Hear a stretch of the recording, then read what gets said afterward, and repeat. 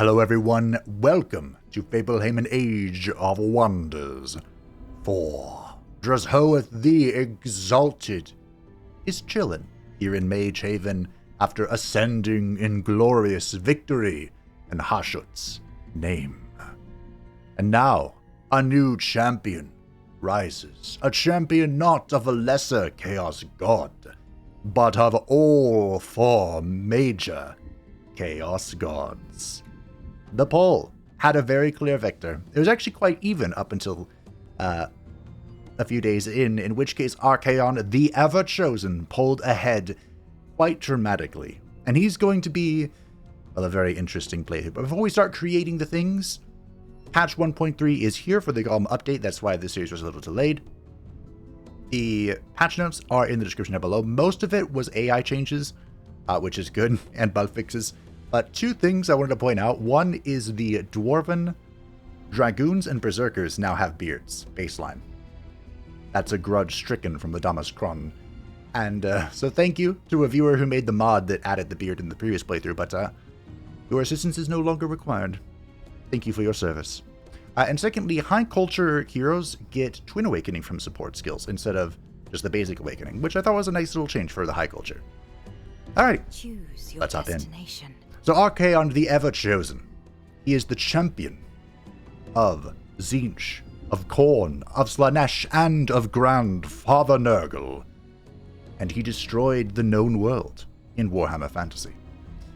So naturally, he must go to a new world. A very large world. That is a land.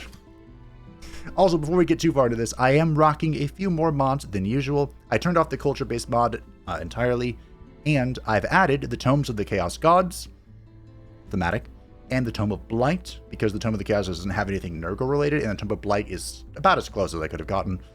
Both of them do work. The current version of the game, they have been updated as well, but the Tome of the Chaos Gods doesn't have the new boats, so that's why we're going on a land map. And, after Pangea, let's just have some fun, shall we? On the lands map. I've also made it so... Well, I'll talk about that later. It's another mod. You can find the mod list in the description down below if you're interested.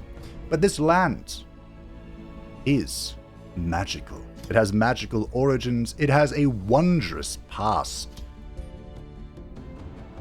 And it is a realm overflowing with unlimited power. Why do you think it drew the attention of the Dark Pantheon to begin with? It's flowing with magic. I thought of doing Motivated Trucers as the other new trait, which makes waging war discouraged, so grievances are less impactful. But, nah, just keep that off. And we're going to go with Crystalline Abundance. This makes it so that mana resources and nodes and pickups are more abundant, because unlimited power makes it so you can cast multiple spells per turn. However, all spells cost 200% more mana. So, these kind of counteract each other, but we'll see. I'm actually really curious how the AI is going to react to this. But the reason why there's all this extra magic and mana is because this is the land of Ao. I don't usually have any hints about who we're going to be fighting, but some of you may know. If not, don't worry, it'll be a great surprise. Of course, going in with 9 opponents, we're going to have to make our own character. Let's see. Archaon is going to aim for Desolation victory. We'll put on a really slow score victory, so if we reach 200 turns, hopefully we're on the way. Did I say Desolation? Domination, same thing. But we'll turn off Allied victory and leave expansion and magical victories on. I won't go for them, but they're there. They're there, if you want them. We are, of course, going to stick with the normal starting conditions and world threats, and otherwise go on to brutal difficulty, with no handicap this time. Okay, good, they're still normal. And let's get to it, shall we? There will be 8 opponents as usual, and we are going to create Archaon the Ever-Chosen. Now, there were a lot of options here, honestly, because Chaos is a very broad descriptor. But we're going to go with the Nightmare Mounts, the Hell Steeds. Chaos Steeds? I think they're just called Chaos Steeds. And we're also going to go with... Oh, which one was it? Ferocious. No. Not that. Where is it? This is something we theorized a while ago. Tenacious. So damage penalties from casualties are half. This is going to synergize quite well with our earliest minor racial transformation that I'd never used before. And the Nightmare mounts are cool. They're good. Additional hit points, we gain Intimidating Aura and Vicious Killer. Additional units become cavalry, and the ruler starts with a Nightmare mount. Of course, Archaon had his very own special Hell Steed. What is their origin culture? And I mean, these are pretty close. Chaos Steed, excuse me. These are pretty close. We are, of course, going Barbarian culture. For us, the Nightmare mounts are given to the Warrior, the Tier 1 fighter unit, our Scout, and our Fury, the Tier 2 Archer. I don't know if... I am using the expanded cultural mod still.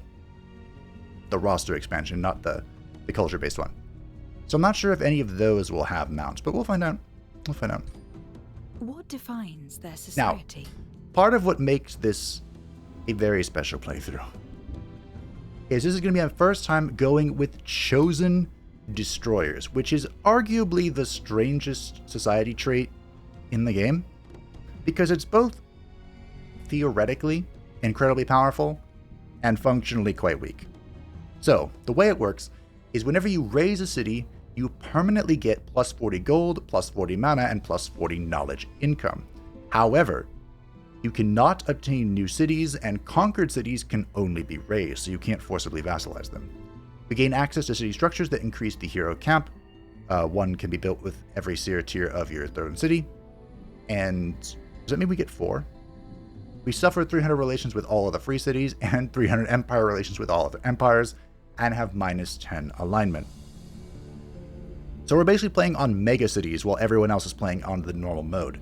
And it's very difficult, especially against a brutal AI that's cheating out of its mind, to keep up with the regular rate of expansion as far as like income is concerned.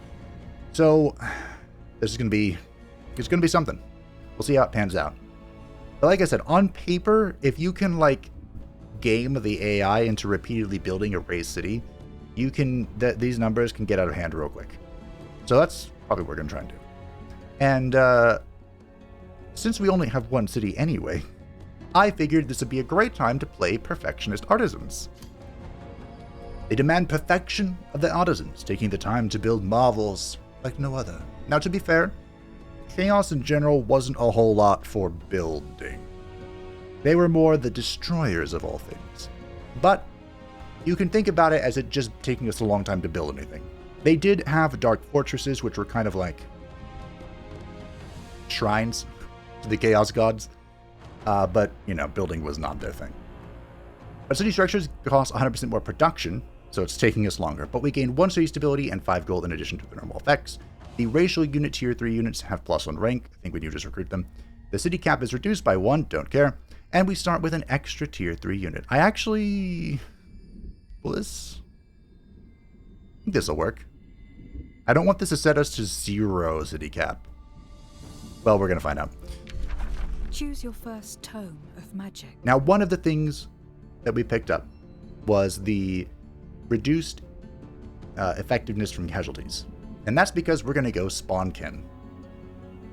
Spawnkin is one of the ugliest looking racial transformations because it shrinks you and messes up with your proportions.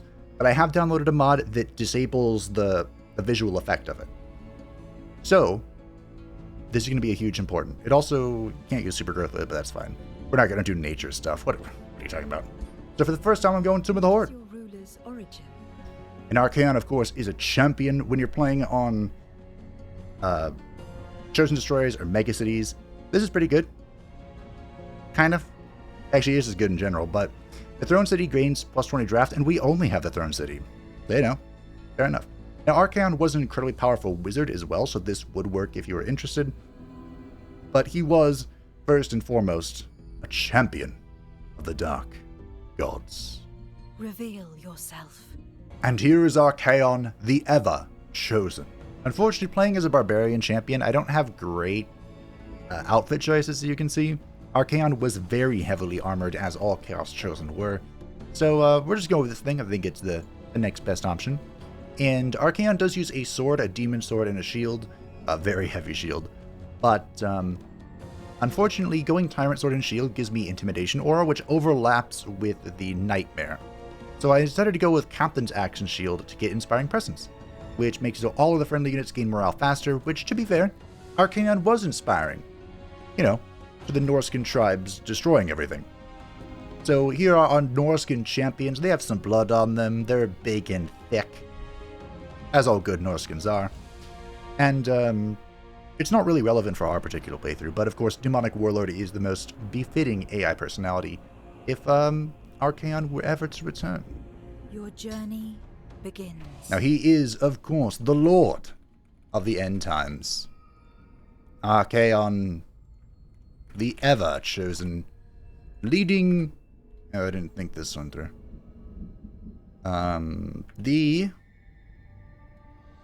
Is this what they're called in Warhammer? The Total War? Apocalyptic Host? I think so. The Apocalyptic Host, we'll just go with that. And with that, we march to the lands of Ao. And here we are, in the peaceful lands of Ao. With a full snack almost, wow. Archaon the Ever-Chosen. We start with Fury of the Horde and the Song of the Reckless. Nice. Excellent. We do have the regular city camp. So, of course, this is simply going to be called the Dark Fortress. I think that's what those are called. That's it. Oh, my goodness. So, we need the workshop as soon as possible. Typically, I start off with, like, growth, but go with the workshop. Alrighty, we have a Berserker. Alright, we've won. And, of course, we're going to go around picking up our mana. Thankfully, this insane construction only applies to the construction. So we'll pick up another scout. We probably want another warrior, to be honest, in this stack. So we'll go Pathfinder, Warrior, Pathfinder. Cool. Now, hopefully, we can find some draft. Just, not draft. Well, I'll take draft. Some production, just, you know, hanging out. Alrighty. I have a feeling the Lightfish had something to do with that. Oh, dear. Alright. I'm not saying that the Lightfish mind-controlled the Berserker and killed 2 units. But that sounds like something that it would do.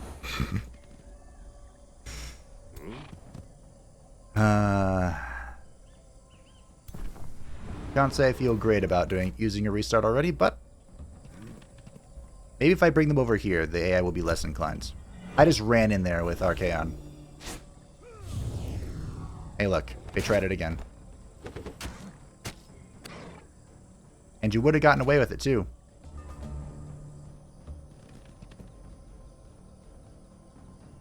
I do like one-shots.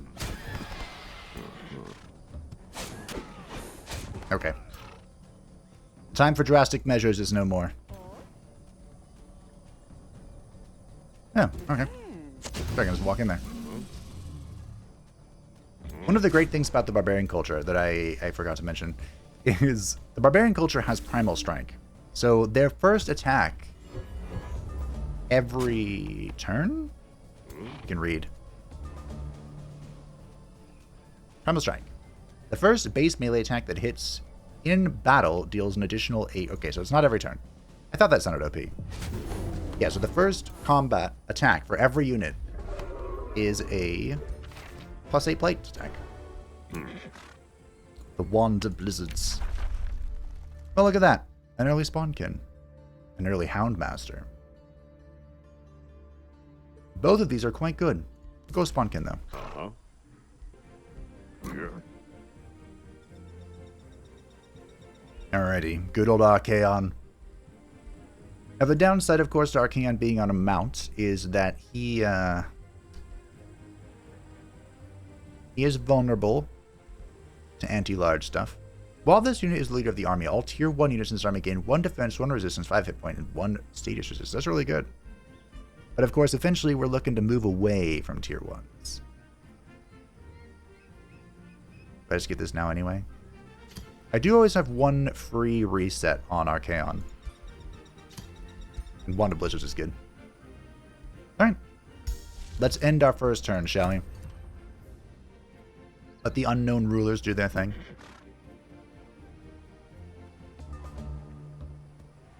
So I'm thinking,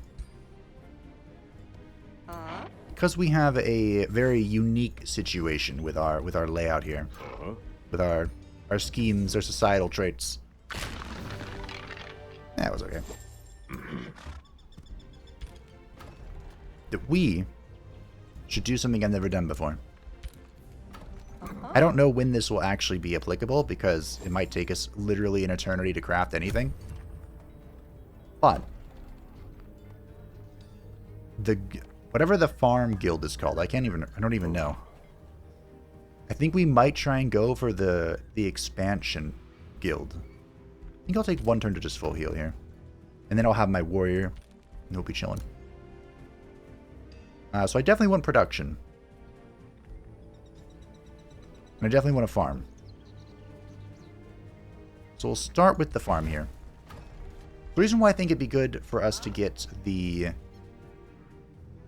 growth is because as we only have 1 city, the sooner that we can get to 30 pop, the better off I think we're going to be. Or at least, get up there. Because you can always change guilds. It takes time, of course, but time is the one thing I possess. Our first infestation is over this away. Do we want to check underground? We can. Okay, another infestation. Fair enough. Where are we on the map, by the way? Okay, we're kind of in the center-ish. So I definitely want to send my other scout to the south here. It wouldn't be a bad idea to try and find out where the free cities are. Because, of course, we want to kill them all. Is this a free quarry? Or is there something on this quarry? Don't know. As your troops engage the group of fiends, it becomes apparent that they had been conjuring a portal to withdraw. The Inferno Hound, the apparent leader of the gathering, casts a shrewd eye over your army. Seeing that there is scant hope of survival, it beckons its own troops to sit on the ground and submit before following suit. It watches you with a wary hope. Will you allow them to summon their portal to Abadoth and lead this land? It won't tell me what upkeep this is.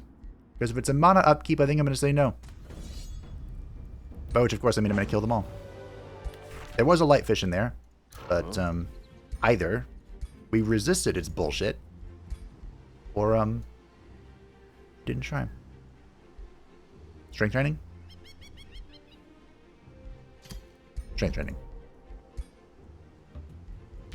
Huh? This is our warrior. Oh. Sorry, bud. That's my bad.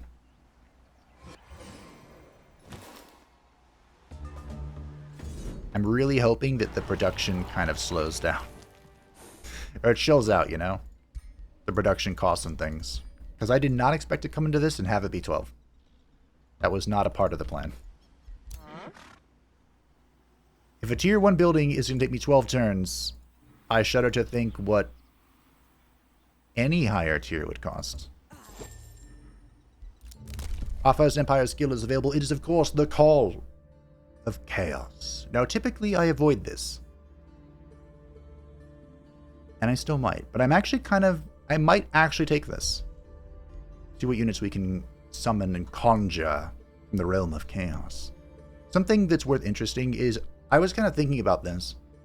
That there's 2 ways we could approach this, right? With our path here.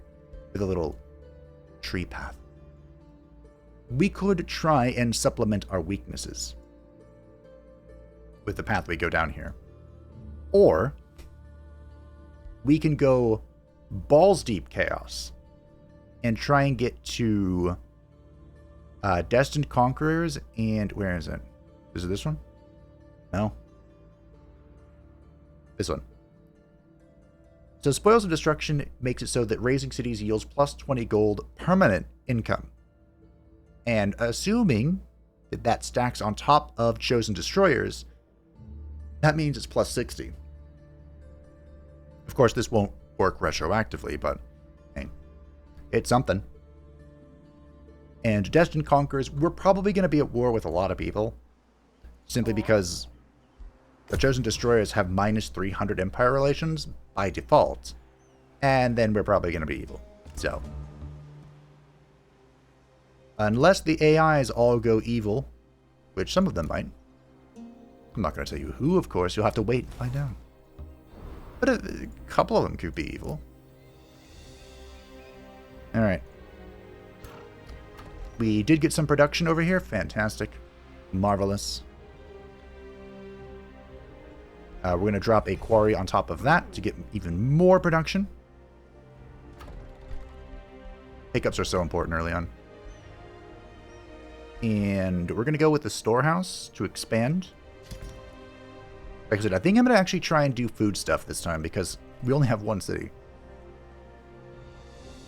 The Spear Bearer is from our mod, and I typically don't like tier 1 spear units. I've been shafted one too many times by the feudal units. Also, when I added magic origin creatures, I didn't expect these guys to be so prevalent. Probably should have. They're magical origin. Spawnkin is in. I'm not interested in any of these. On Master. Yep. Let's get the Spawnkin ready to go. Remember, we are a champion, so all of our magical related stuff is going to be a bit slower than usual. I do have a decent gold income because I am a champion, even though this Berserker's weighing me down a bit. Ooh, the Ring of Regen. A good roll for a tanky boy. I guess I'm just going to keep clearing stuff. Just make our way towards this infestation.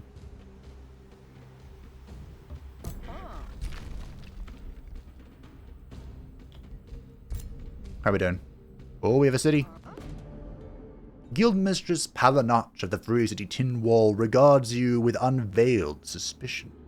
So, the proud citizens of Tinwall meet with a lord of the end times. We suggest you approach us feline craftsmen with caution, for you will find we do not bow as easily as your apocalyptic host.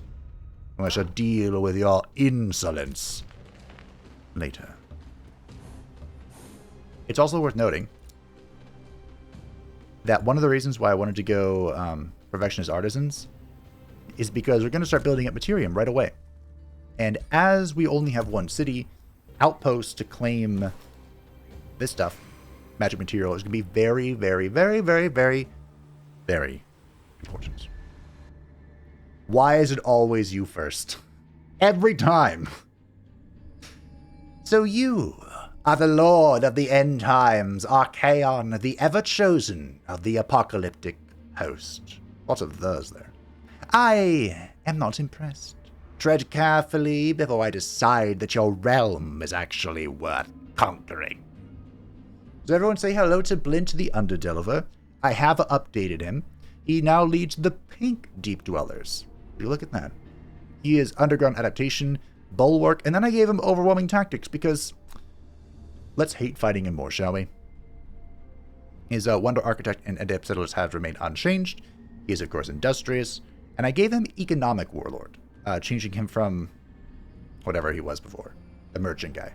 So he likes empires with a stronger military, he likes empires that trade, he dislikes empires with a smaller domain, and dislikes empires with a weaker economy, which I'm assuming are both me right now. He is driven by war, will never surrender, aims to exterminate and to expand. So the days of Vassal Blint are behind us. And he definitely doesn't like me. Oh yeah. Yeah. See that alignment modifier? It'll go away if we're dealing with another evil character. The critical Palanach of Tinwall stands before you defiantly. Lord of the end times, Archaon, the ever-chosen. For too long, the good people of this realm have bowed to you, but no more. No longer shall we be invaded or intimidated by you. I don't know if that G is silent. War will stand against the blight that you cast upon this world. Palinach looks at you, jaw clenched and slightly trembling. Others dare not defy you, my lord of the end times. But I will. Okay. If you won a war, congratulations, you've won the lotto. Well, that's a little inlet. So where did I meet Blint? How did he already find me? There are 3 underground... No. No.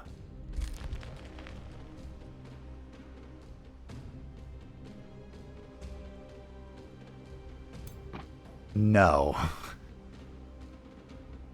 You're not right here.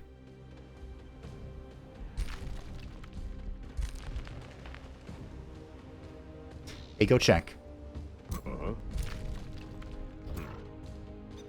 Okay, I think he's just exploring.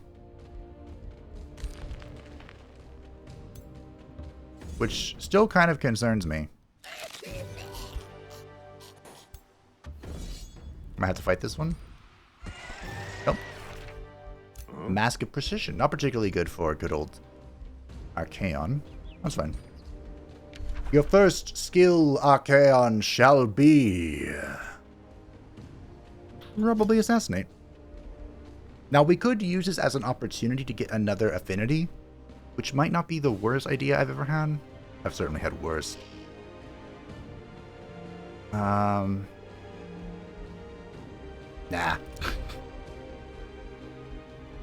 Expensive training.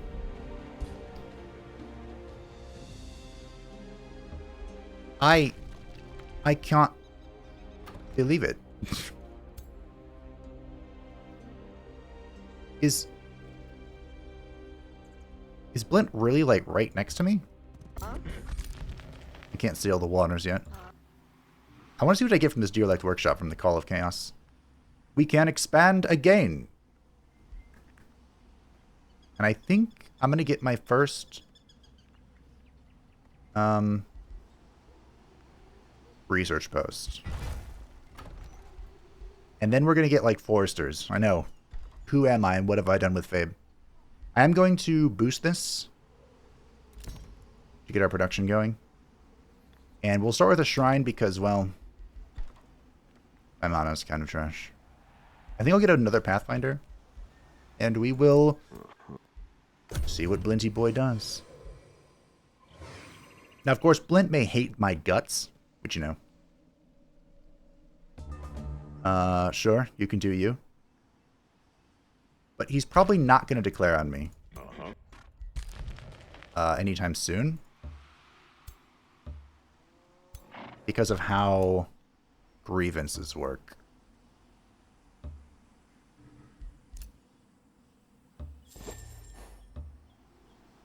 Okay.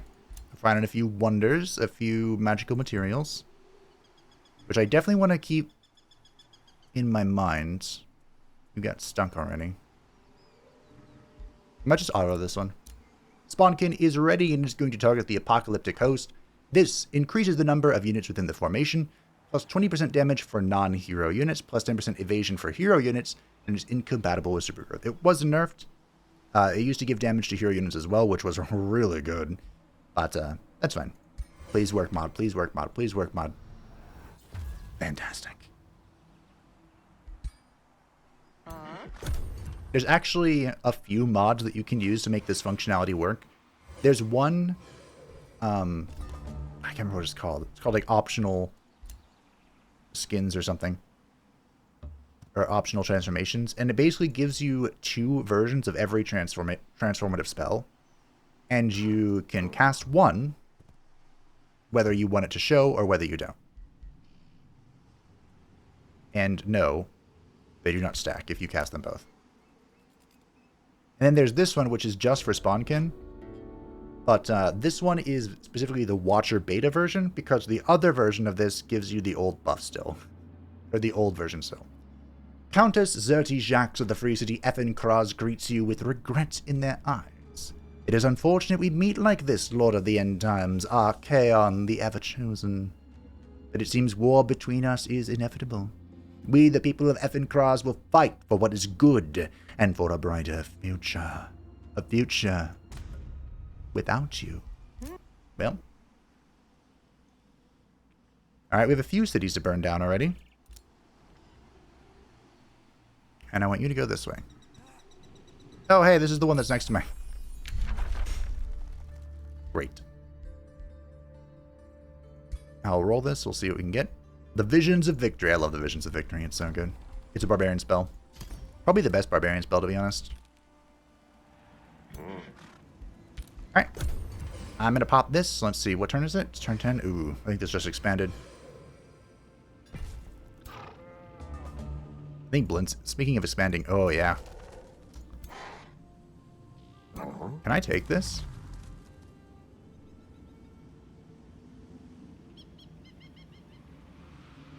I don't think I can. The Horned God is going to fuck me. Because resistance is kind of the weakness of the, whatever I am. That said, this I can take, probably.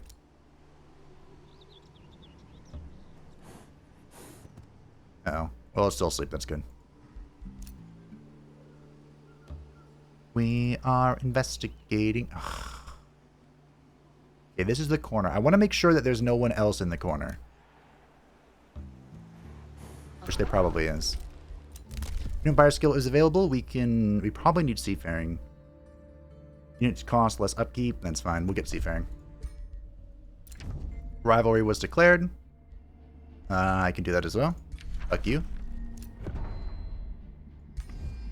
Yeah, so Blint wants to fight me. Which is fine. I want to fight Blint too. It's always him first. Oh, another face. Which will allow me to... of course. Oh no, okay, this isn't who I thought it was. Sometimes fate puts adversaries in our way to test our resolve. I hope, for all of our sakes, that you are no such adversary.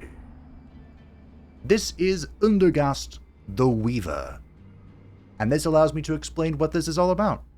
So, there's another game I played on the channel, and it's actually the game I played to warm up for Age of Wonders 4, and that was Spellforce Conquest of Ao. And there, it uses the Spellforce universe, and the realm of Ao is ruled by the Circle Magi. And Undergast is one of those Circle Magi. He leads Mulandir's Wisdom, the mystic culture representative for this particular campaign. They are arcane focused, keen-sighted, and adaptable. Which means they're going to be very scary mystics. As in mystic culture, he is a hermit kingdom and an artifact hoarder.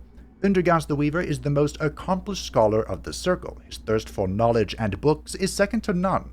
He may be a worthwhile ally if you are willing to give up your knowledge, but will stop at nothing to obtain it if you are not. And that is why he's a pure sage. So he likes empires with a weaker military, he likes empires with good relations with free cities, he dislikes empires that break treaties, and he dislikes empires with a stronger economy. So he actually probably likes me right now. He favors treaties, wars must be justified, and he likes to explore and to expand. You know what? Let's send him a gift. You think a feeble attempt at flattery will convince me of your goodwill? You will need more than that, Lord of the End Times. How about I not kill you? Is that a good start? I have to find Blint. I don't know where he came from, but it is unacceptable that he's literally right next to my city. My only city. Need I remind you? Seer Zaelen, Seer of the Free City, Prime City, regards you with unveiled suspicion. So, the proud citizens of Prime City meet with the Lord of the End Times. This looks familiar. The Volent Builders. I thought that said violent. Okay, so the corner of the map, there might be somebody there. Okay. There are free cities for me to demolish. Temperatures in the immediate area rise and fall intermittently as a group of elemental beings panic at your army's approach. The gargoyle, seemingly the leader of this wretched group, wavers unsteadily before you. It seems aware that engaging you would result in almost certain death. It is unwilling to abandon its group. Will you attack them, or allow the gargoyle and its temperamental allies to retreat? I'll attack him. And this wasn't quite the resource node I wanted here.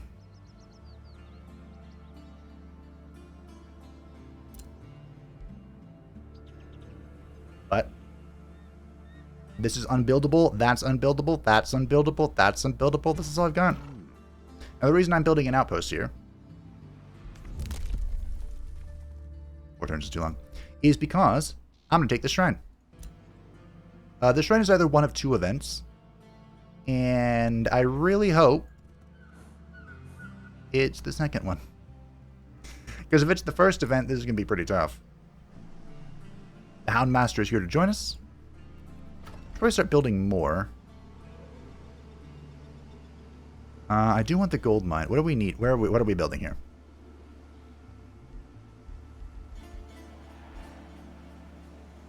So I think we get a forester. We get the next tier.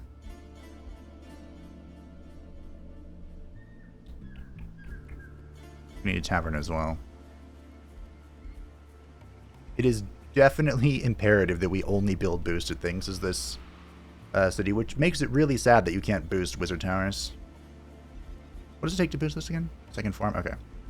We'll aim for that then. We're not going to queue anything. And we're not going to queue any units. Maybe a second... another warrior. I don't know, because we're about to get tier 2 units. Say about, in a few turns. Alright. Oh, my scout's over here. Ah, this is where Undergast was. Okay. Undergast has sent out a tier 3 elemental. That's not encouraging. A general discusses the war with Effenkraz with you, when it remarks, "Curse those page-gazing scribes. Meanwhile, my boys are out here dying." Oh, right, the free city. The general keenly elaborates. "'Tis unfair, my lord of the end times. My soldiers sacrificed their lives for you. What do your mages and scholars in the Dark Fortress do all day? Sit in ivory towers and dusty libraries.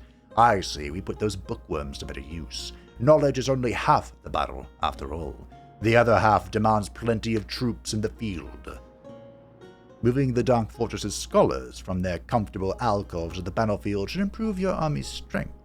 But what will you do?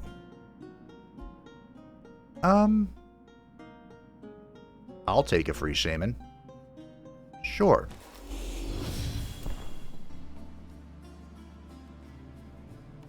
A decent second stack is coming together. I might need more to take this on, and I think it's going to expand sooner if it already did. Please be the second one. Oh, it's the third one. Okay, great. You and your retinue approach the grand forbidden shrine, decorated with depictions of stern-looking Gordir. You hear eerie chanting coming from within and espy a group of hooded figures performing some sort of ritual. Suddenly, a blood-curdling scream echoes through the temple. This group is summoning something. Something big and otherworldly. Your companions swallow nervously as they look on, awaiting their orders. You wonder if you should allow the summoning ritual to continue, or stop it before it is too late. Wow, this is bold.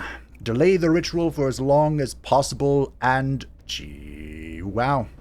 Attack. Wow, the AI actually won. Okay. Impressive. In 8 turns, a Balor will be summoned. So we're on a bit of a timer here. But I'm actually surprised we won. Okay, next turn. We're all in position. to cost Fortune and to get the heal going.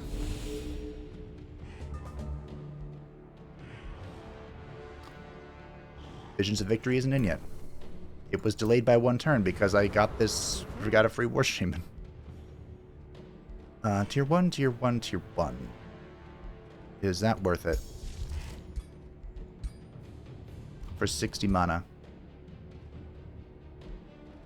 No.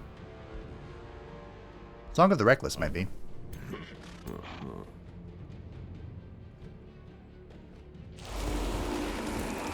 Get a Blizzard. And now we'll wait.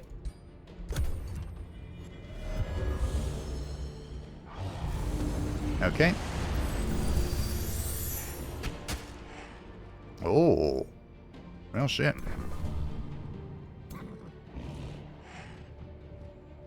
Okay. Good throw. You could argue that was foolish of me because we knew what the Baylor was going to do. Like it was lining it up. But you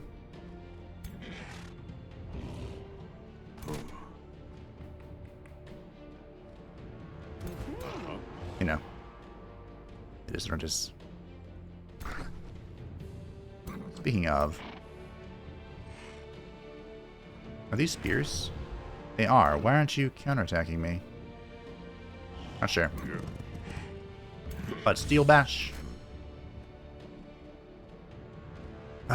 Do I go for the kill here? You know what? Sure. It was gonna die to poison anyway, but the Chaos Brands. Okay. 2-turn cooldown. Thank you for attacking that, canceling its retaliation strike, and allowing my Slenderers to do their job. Appreciate you, boo.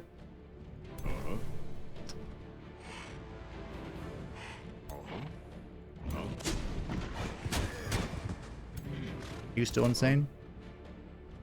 You're berserk. Okay. I'm a little worried about Archaon, gotta be honest. I should have gone for the stun there. But, death! It is the inescapable end. If Archaon perishes, the Chaos Gods will see that he returns. I actually thought, well, I thought about giving him the Berserker's Axe.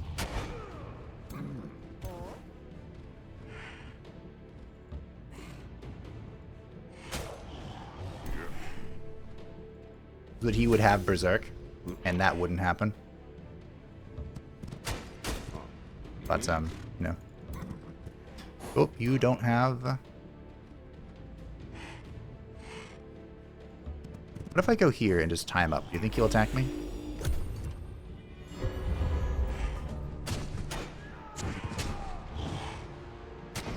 The beautiful thing is that the Berserkers do have Berserk. And they are berserked. Okay, your back is turned. So this technically should be a very good kill.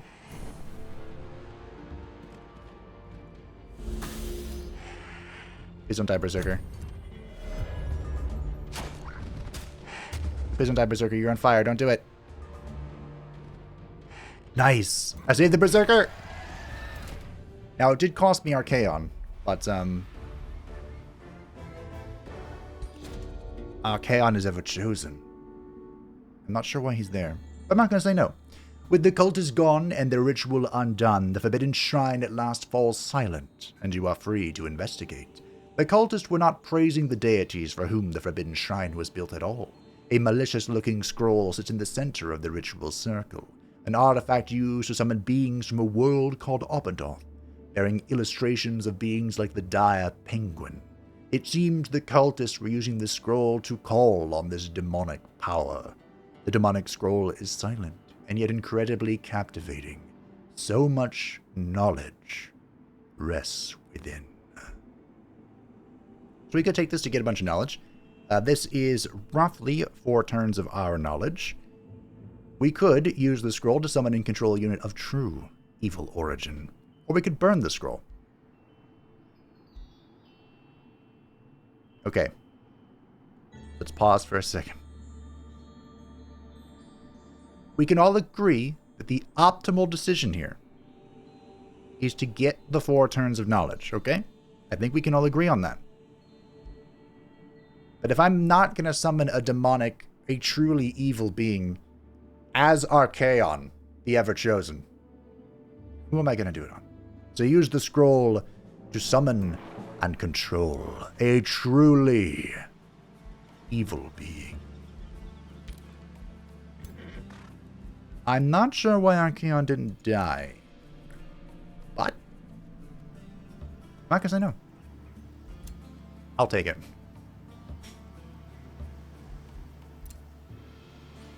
Give me this tower. Okay. I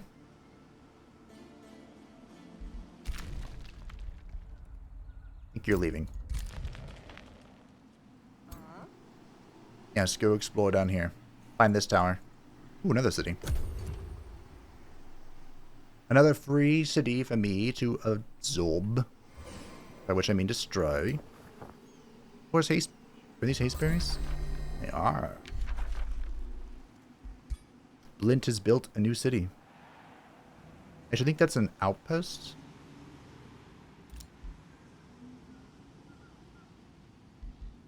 Oh, yeah. Alright, we'll get a work camp going.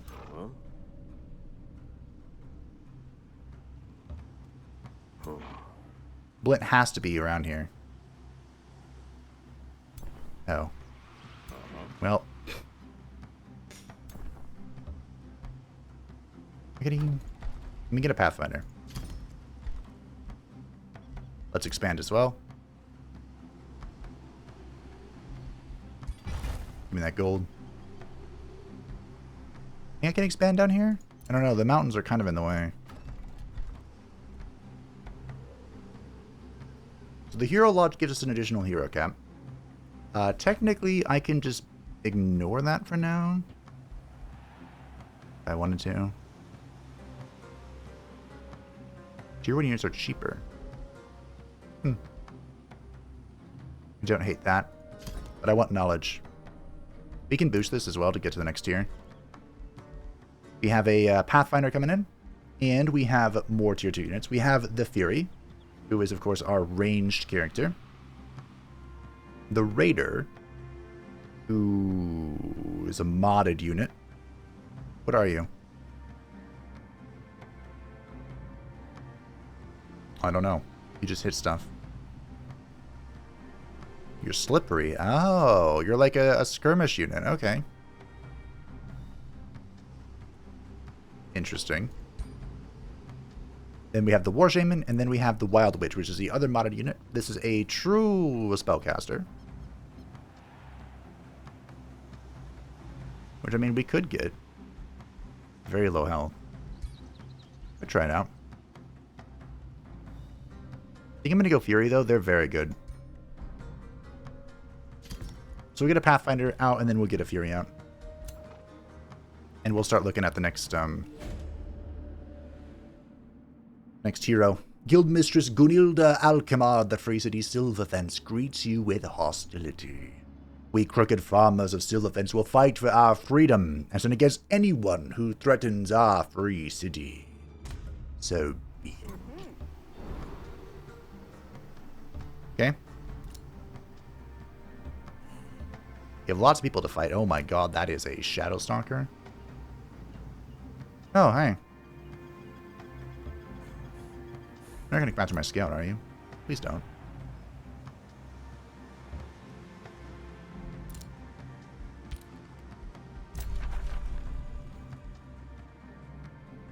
Okay, so this is going to wake up.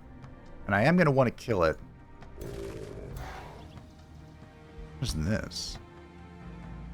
Oh. I don't think this will evolve until it wakes up. So if I can collect people... do I want to get a hero? We'll suffer some penalties for a little bit. Distracting isn't bad. Seductive? Oh, yeah. This is who we're doing. This is who we're doing. It's going to cost us 250 gold. We'll have 30 gold additional income or upkeep, and we'll have a 5 Imperium upkeep penalty, but we can make the Hero's Lodge, which will remove that. So I'll put that in queue. We'll have this guy lead the second stack to help us out. Do we have any items for you? I don't think we do. Mask of Precision. Okay. And your name's Garrick the Sorcerer, but I have another name for you. This is Thurgar of the Swordsveneer. He was one of Archaon's lieutenants and a champion of Slaaneshi. Yes, Archaon had a champion representative of each of the 4 Chaos Gods, and because of seduction, nothing better than Slaaneshi. I did change a little bit, but I couldn't really copy how wild the model for Sturkar looks, so this is the best we're going to get. He was also a melee combatant, but, you know, I have no other items. So perhaps one day he can relive the excitement of the front line. Probably. I hear Blent building shit. This feels suspiciously familiar. So, you are the inconsiderate Lord of the End Times, Archaon, the ever-chosen. I am the Circled Mage of Healing, Area of the Light. Many Gordia make war. I aim to make peace, even with the likes of you. This is Area of... You are already so good. Area of the Light. During the Conquest of AO playthrough, she was my arch nemesis. And, her boobs are kind of sticking through that. She is a high elf lady that leads the Finnimir Lightbringers. They have the unicorn mounts with arcane focus. They are a representative of high culture, and they are both devotees of good and relentless crusaders. So we're going to be at war sooner rather than later. Whoever she is. Iria of the Light. This is the page name. Iria of the Light, a pure-blooded elf of Finnimir, has dedicated her considerable powers of healing and protection to bringing peace across AO. Do not mistake that for weakness. Iria has ways to pacify you with or without your cooperation. And that's why she's a chivalrous diplomat, an honorable ruler who believes in justice and peace. She likes empires that have many alliances, likes empires with good relations with free cities, dislikes empires that break treaties, and dislikes empires that start wars. Her strategy is to form alliances, never break treaties, to explore, and to expand. She already has a bunch of grudges against me. Oh boy. There she is. Okay. Are you over here then? You sure are. You know, that's not the farthest in the world. Blint, if you want to chill, I'll go fuck her up and come back for you. That sound cool?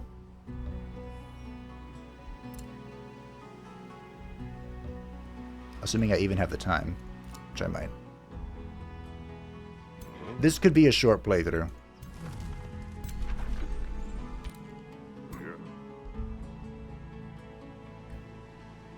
Okay, I'm gonna believe.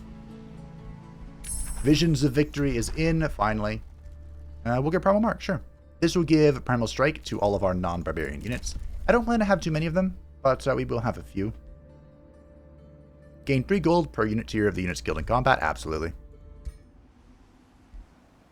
We need all of the economic benefits of Chaos, which is not usually something you think of. I'm going to send this person down to see if I can find Blight. Because we may be at a temporary peace at the moment. I have a feeling that'll change. I was going to bonk that camp for me. That's nice. Oh, yeah. Good job, Blight. A risky battle. So the AI does. The AI loses. Alright. That's not encouraging at all. Stercarno! Wow. Now, I'm not saying that I got owned. But I am saying that I forgot this guy has a 1-hex radius attack that absolutely dunks. You know. Just minor details. Minor, easily forgotten details. But hey, we can double up on this. And we can prepare for conflict. Now, one of the beautiful things about the Houndmaster, she is a single attack crossbow, which is kind of just, you know, whatever. But she gives us one of these little doggies. These have been nerfed a few times over the months. So I'm honestly not sure it's worth it anymore.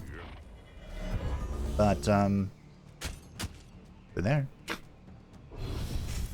There's that.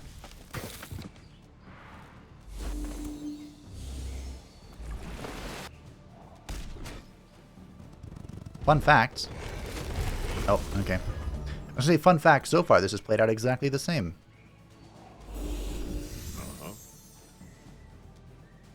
And now, that means this guy's going to do AoE here. Let's spread out, shall we? After we drop a fat Visions of Victory, giving everyone 3 times Fortune, which now, by the way, is max. I do not have a good, okay. Sure. So if we're going to spread out, how are we going to do it?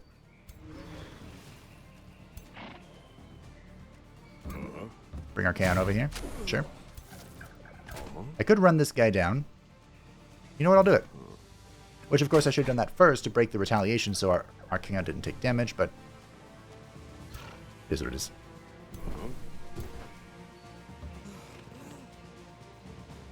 Got a 90 here. Now, the real nightmares are shock units. So, you know, they hit once and they're done.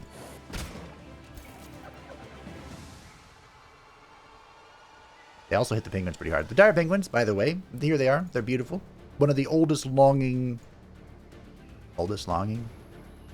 long-running jokes for Age of Wonders 4. Them just being evil little shitebags. And, they do pretty good. 13 physical, 6 frost, repeating with lifesteal. It's not bad. If we can get these guys leveled up, keep them safe, keep it secret, keep them safe, I think good things can happen. A beautiful stun.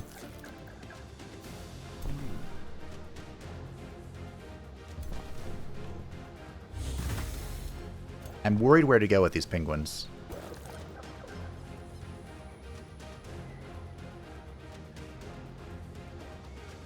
Because this guy has a fat attack. He's chomping on the bit to cast this. And the question is, where does he cast it? If I go here, that's a huge 1-hex radius. It's disgusting. Get hit by you. I don't want to lose them, but I think I have to go here. Remember, we are in danger. Let's see if the AI knows how to cast on an empty tile. They sure do. Oh yeah, it's that spell. That's right. Okay, that's very not good. Now, Stodikar cannot die. If he does, we lose control of this thing.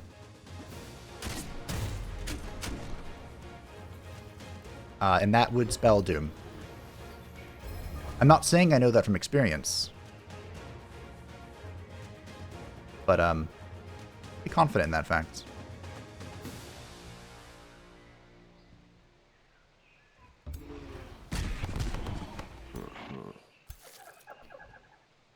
Can you kill that? You can.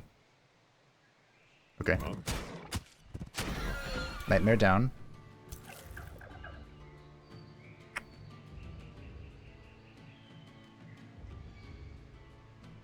See, if I attack this thing, I kill it, right? But then I'm going to get double flanked by these stupid spellcasters. Is that not a kill? Oh, God. What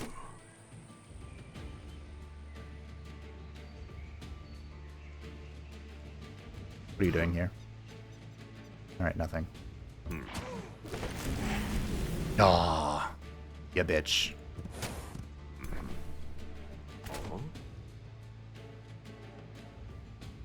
I'm just gonna go in. Tie up this bitch.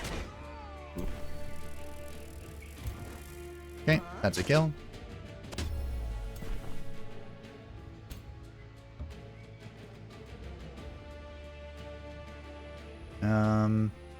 Okay, we'll kill the birds. Get some morale. Do I want to walk away? I'll just defend. Alright. Let's, see what happens? Please don't die, Sturkar. Okay, you're gonna summon a pet, that's fine.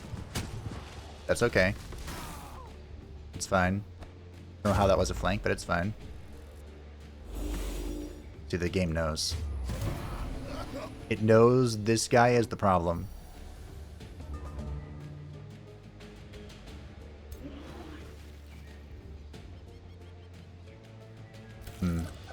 That's a lot of damage. I like it. I like it a lot. We definitely need to time that thing. The fairies have secured their death. You're going to continue doing nothing. Dead rock. We're blocked, but we're going to keep shooting. And you're going to come in here and smack. You're going to come in here and smack. And Archaon, the Ever-Chosen, is going to make his way down here. Alright. It's looking good. We're going to lose a War Shaman. That's okay. War Shamans are acceptable losses. That's not good, though. I was really counting on that. Death. It is the resisted end. Good crits, though.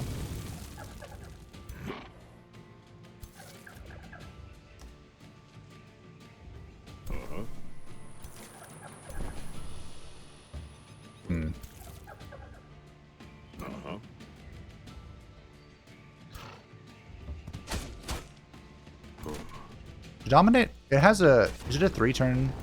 Does it only last 3 turns? Is that what's going on here? Could see if I can do it again. I was really hoping to keep that.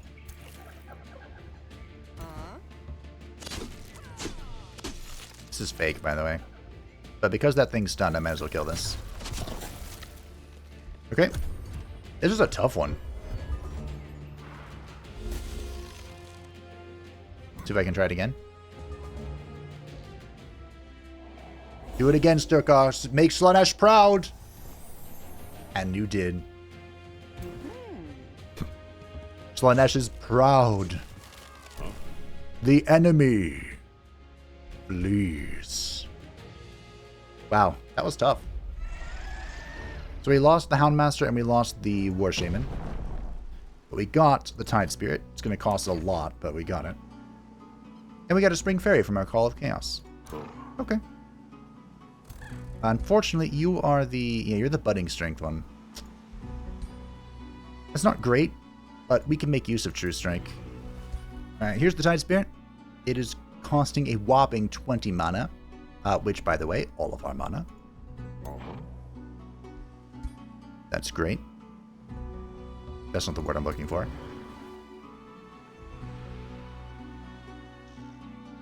Is this...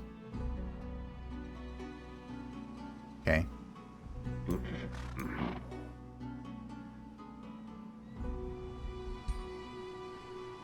Yeah.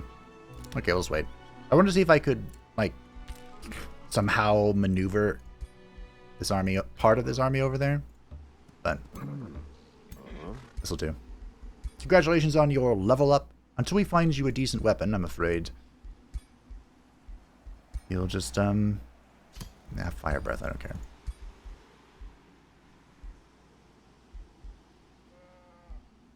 Have to keep going magic, I guess.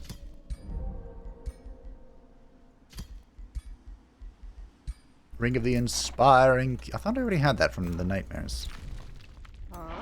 Okay.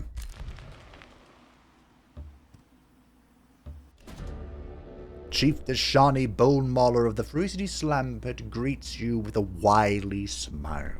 Salutation, Lord of the End Times, Archaon, the Ever-Chosen. Your reputation precedes you. It pleases us to meet the Lord of the End Times who shares our convictions. Nevertheless, we ask you to respect Slampet's independence. Are you... Yeah, okay, so this is my... How far away is this? Oh, it's right around the mountain, okay. This is my culture.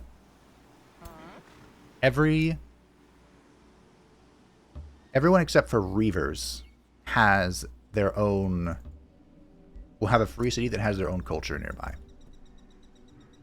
Okay, I found your capital as well.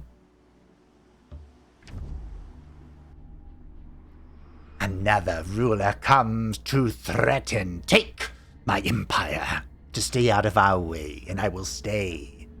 Be gone out of yours. Chief Warlock Icket Claw. I was really hoping you would like me.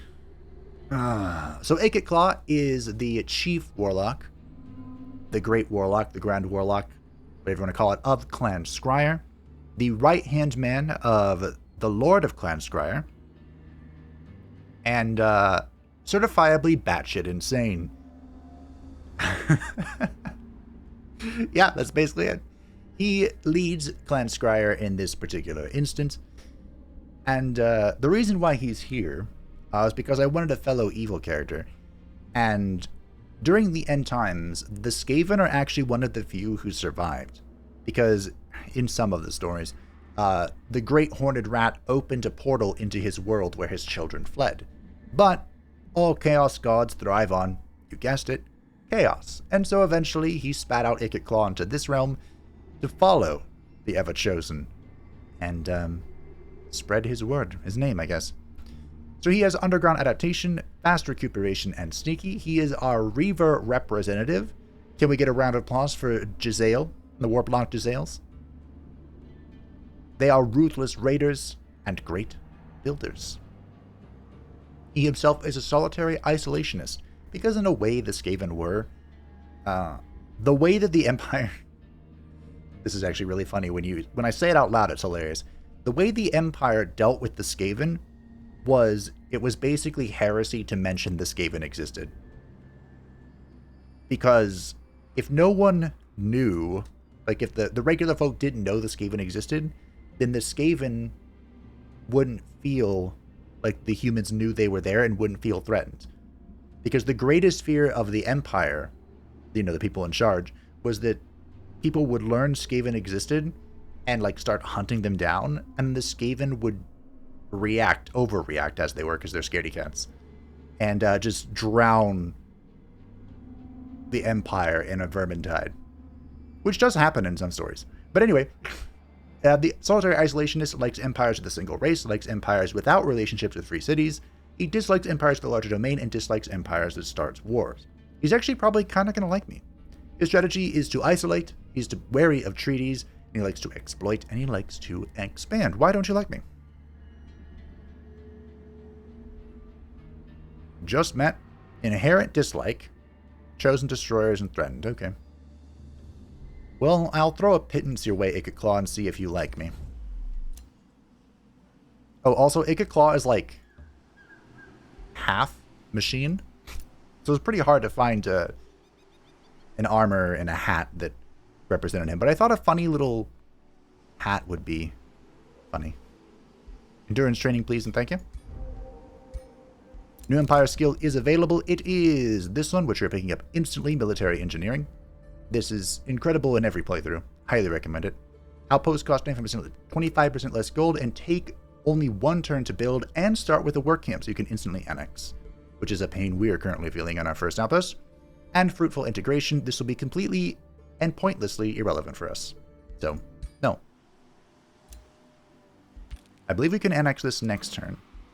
Let's go next turn. We have found 4 players, which means 4 remain. And I believe they are all Circle Magi. So, perfect. Let's get some palisade walls in case Blint decides to stand on top of it. Because it's Blint. You know he will. How we doing? We are expanding. I believe that, yeah, that's 1 tile away. Okay. We definitely want resources. All of them, to be honest. Get a second farm. We'll boost that. Get the hero's large going. We'll boost that. Get her out on the field. Do we try? We'll try a Wild Witch. And then we're going to have to chill on our economy. The Furies are probably going to be just, like, better than the Wild Witch. See if I can find out where Blint's hanging out. We are exploring. Okay.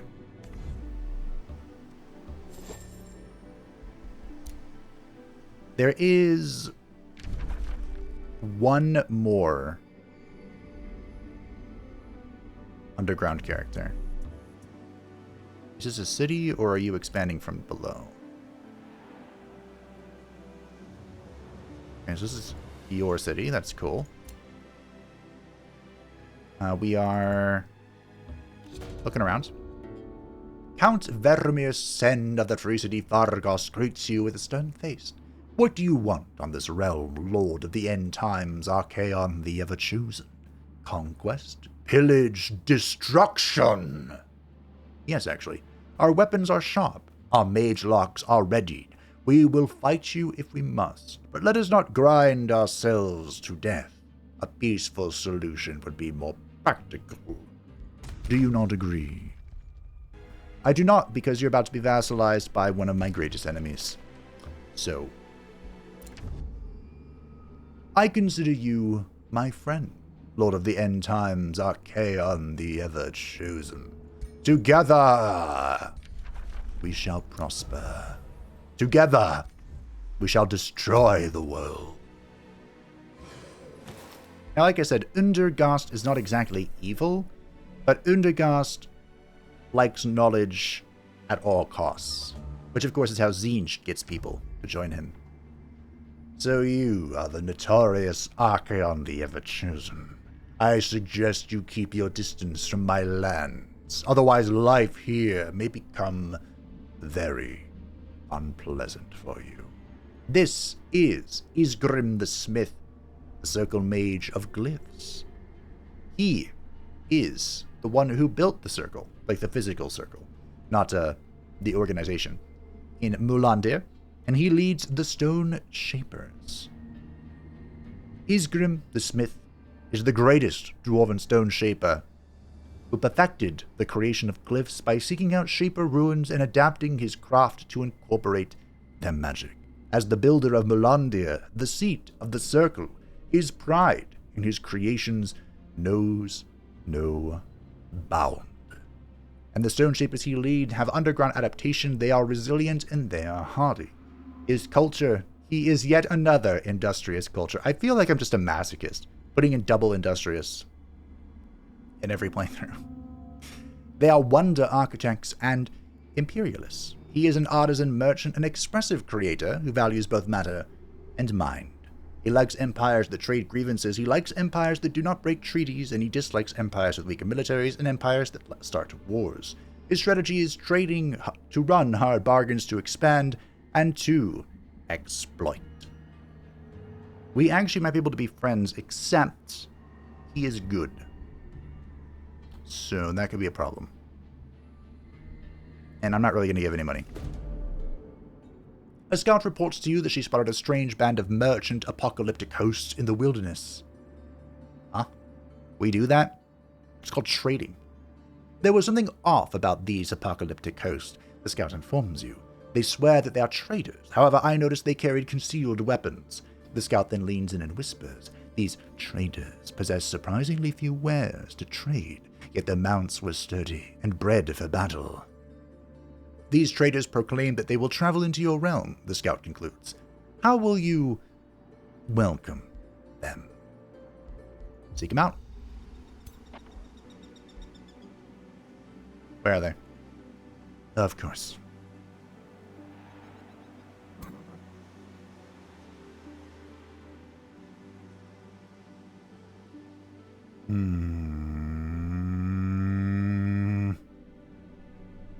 All right.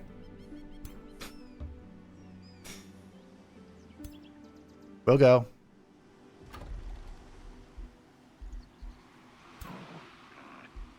Hiya. How did Blight come from here?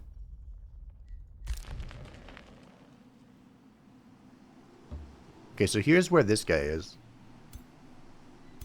That's terrifying.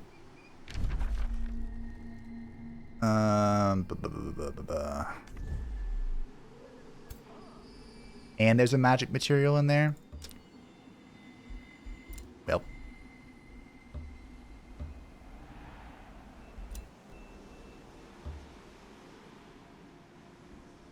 I really want to see if Call of Chaos can get me a progenitor golem. I'm assuming the chance is really low. Well, this must be the people who were threatening me. But you never know. A rivalry was declared. Yeah. Think of this as an official announcement that I, the Circle Mage of Healing, Area of the Light, consider you an enemy. Well, we already have grievances that I can't trade because of Relentless Crusader. So, like, I need to prepare for war against her. Hey, make this a city. Please make that a city so I can blow it up.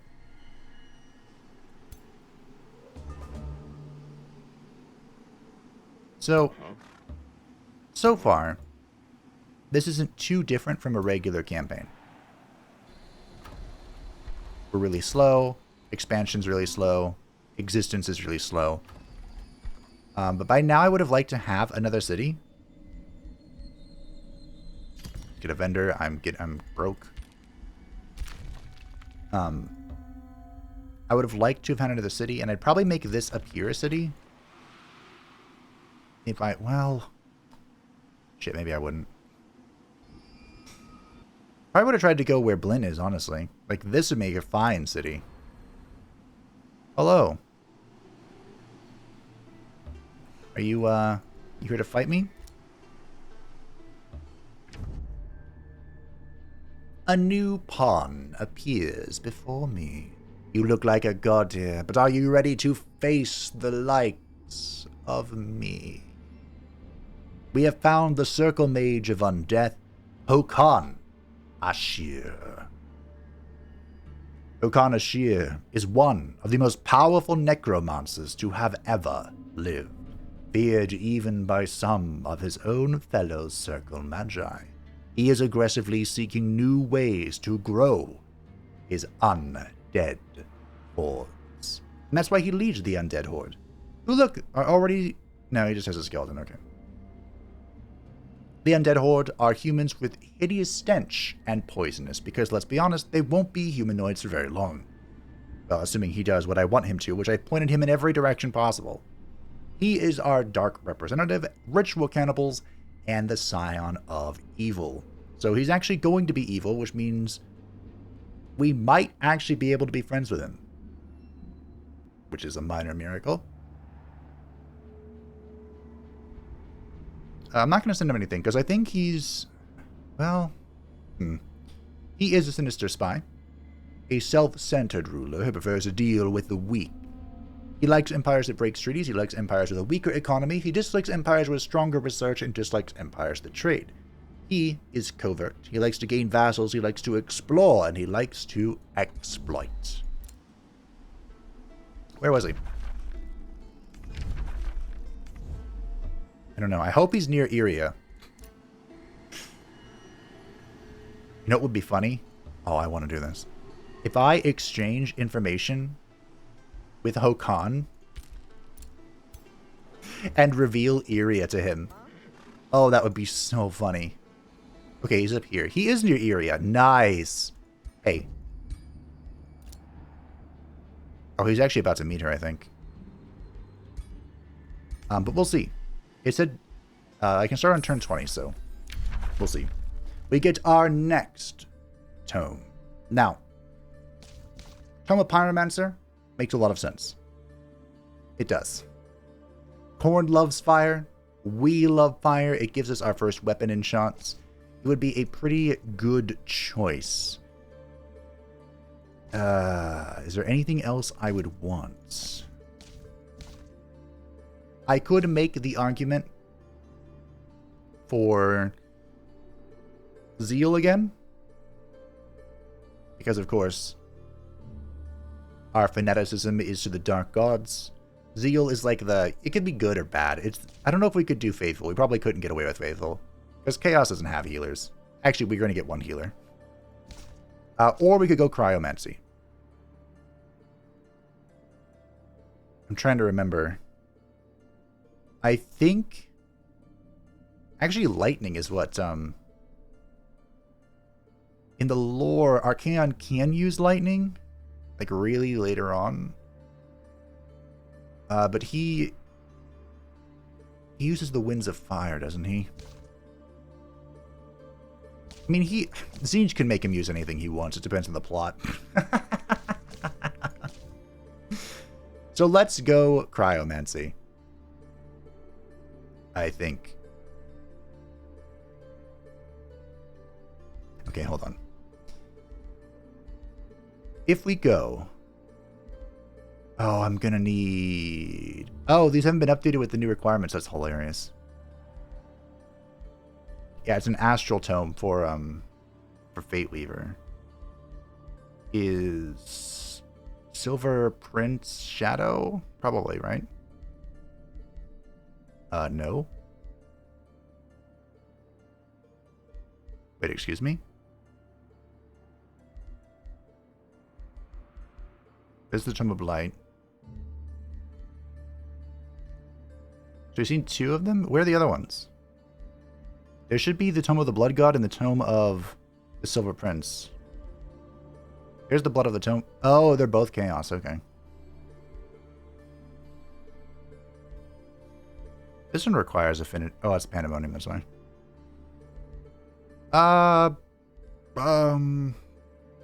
Okay. Here's what we're going to do. We're going to go Astral in case this does require this. Oh, I'd be down one. I'm sure we could figure it out. We're going to go Evocation. Just as you may effectively utilize the protective potential of magic, it follows that you can employ it in a more devastating fashion in order to visit harm onto your foes. The thunder and the fury of the skies is at your disposal if you prove yourself worthy. Its tempestuous, destructive force is a perfect tool for blasting apart your enemies. Indeed, and we're basically just here for lightning blades. That's basically what we're here for. Your primal markup to boost our Tidal Spirit and our little Dire Penguin. I believe, remember correctly,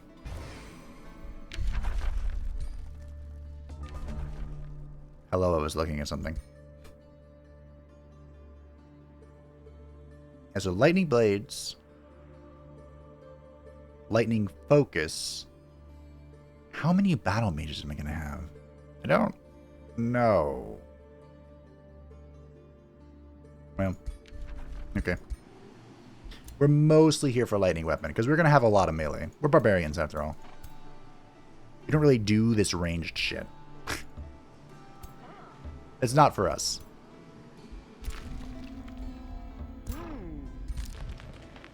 Okay, so here's Blint's out. Where the hell did you come from, Blint? I am still befuddled. Okay, I found your outpost. There's a lot of mountains on this map. Hey. I have information. You've already met them. Well, that's fine by me, I guess. How much you want for this? Oof. I'm not sure what's worse. The fact that that is worth nothing, or the fact that I'm still going to do it anyway because I need money. Oh. I have major war justifications with Blint. Do you know Iria? You do now. Thanks, Blint. Hey, Clan Scryer. Do you know Iria? You do now.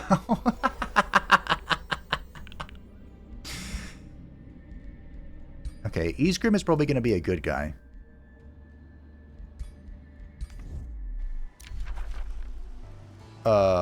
No. Oh, I clicked on that, that's why. Okay, I found my first golden wonder. Is this an expansion? I think it is. Okay, that's fine. Rebel Mark is ready to be cast. Here we go. This will make those units slightly more effective. And we move on.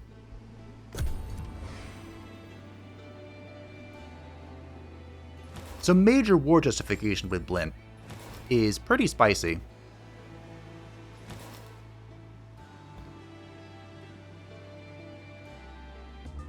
The only thing is, I'm worried that he already has 3 cities up. You know? And I barely have 2 stacks. I feel like this is a valid concern. You have found the group of traitors that your scout described. Their leader steps forward. Why are you bothering us? We are but simple traders who did nothing wrong. Her companions gather around her, their grim eyes fixed upon you. Most of them have their hands underneath their loose robes as if they clutch something. Leave now. We will depart soon enough. The leader says mockingly. Something is awry. What will you do? Fuck him up, of course. I'm gonna fight this personally. No one tells Archaon, the ever-chosen, what to do. Now, unfortunately, I did lose my second War Shaman.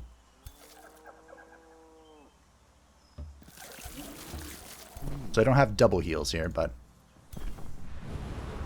we do have... Should have moved her in first, but that's okay. Double Budding Strike. Although, to be fair, True Strike is probably more useful on this character than anything. Then, hey. It is what it is. Because True Strike makes so attacks cannot miss. Now, there is a Berserker out here. Are you of my culture? You sure are. And I am keen. I hear my cat. It's hilarious.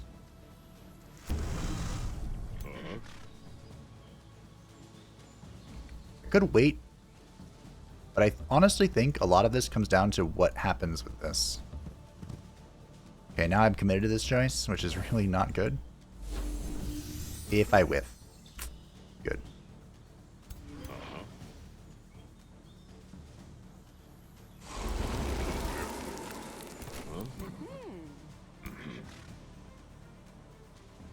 Well,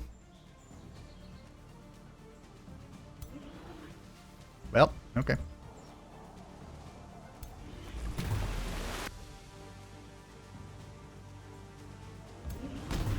Can tie them all up with a flank.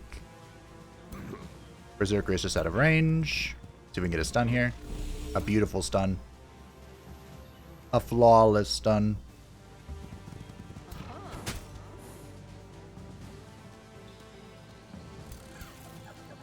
I'm a little worried here. I kind of went balls deep.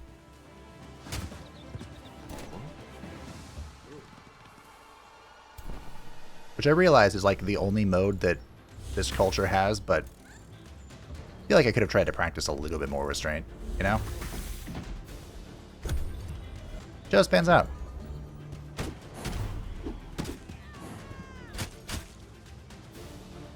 I like how I did this to not suffer so many losses, and all I did was put all the losses on a single entity.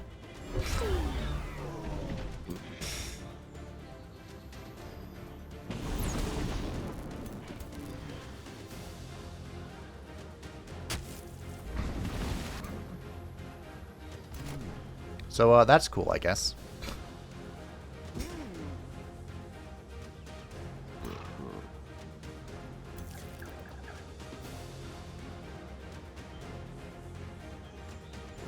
What are we shooting here? Remember, they are berserkers, so they're not going to die. Death! Really? 85% and you're going to resist?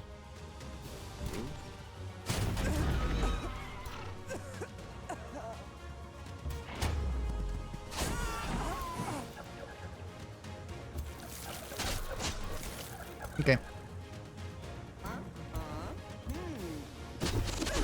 Goodbye.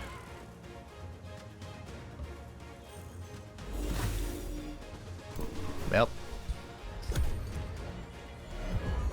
The Tide Spirit's fine. Here you go, Dire Penguin.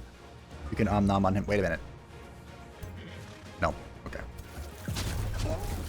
I thought I'd check to see if I could get another domination attempt. Well, okay. The true identity of the traders is revealed. They are spies sent by Slampit. Following your confrontation, you interrogate the leader of the group of spies. Gita the Wall refuses to speak at first. Fortunately, some veterans in your entourage have keen methods to make people talk. Gita the Wall breaks even before anyone lays a hand on her. We will spill Slampit's secrets, cries the spy leader. Slampit's transgression demands a strong response. What will you do? Thanks for the knowledge. Well,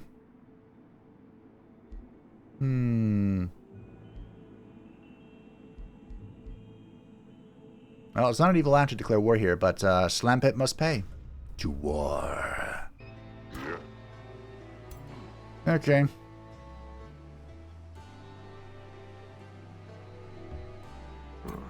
So this will be our first destruction over here. So I might as well go back to town and go around the long way.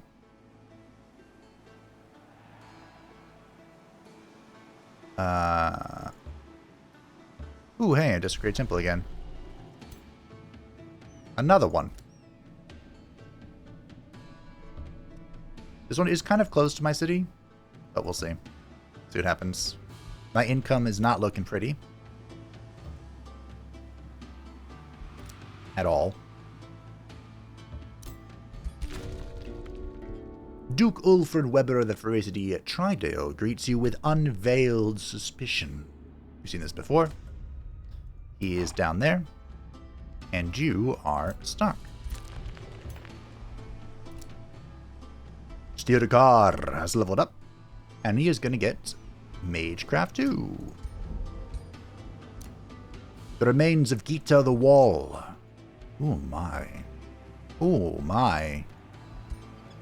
Have been sold to give me better stuff.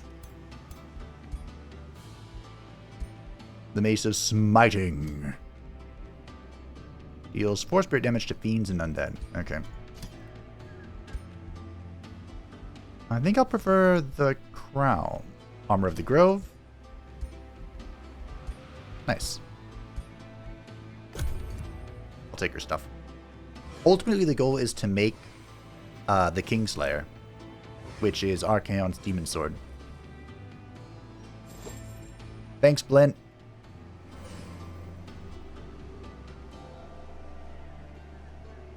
It would be great if... You know what actually work out really well? If I declare on Blint and raise this and leave it as City Ruins, he'll probably come back and claim it again. Probably, right?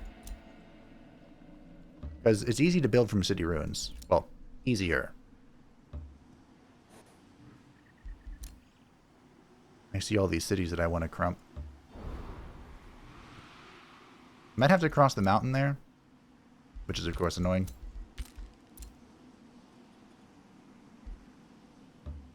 We're still missing 2 people.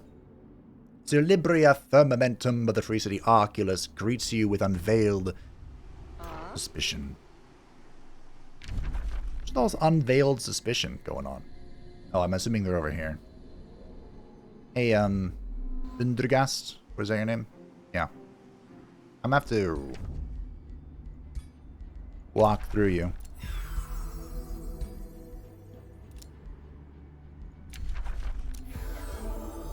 We're gonna be friends. Holy hell. That's a tier 1 battle axe, my dude. You know that, right?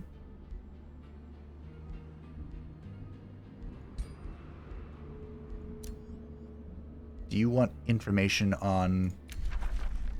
Oh, yes. Give me my money.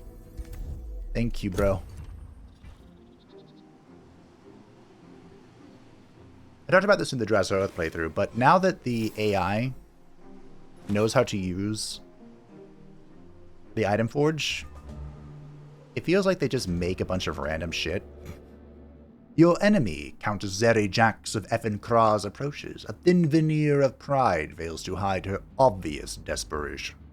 Archaon, the ever-chosen, we are at war. It could go either way. For you, mighty lord of the end times, this would be just another notch on your war table. For me, it would mean more. In truth, I fear that my subjects are losing faith in me as their countess. In our culture, this has lethal consequences. As one ruler to another, surrender. I beg of you. Okay.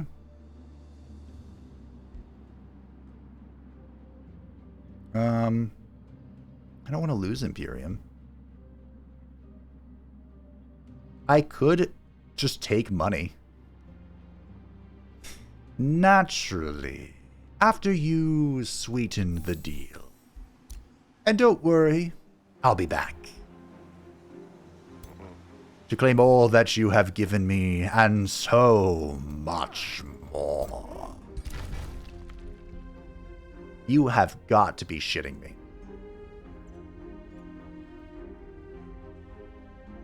Blint's capital city is like literally on the same screen as mine.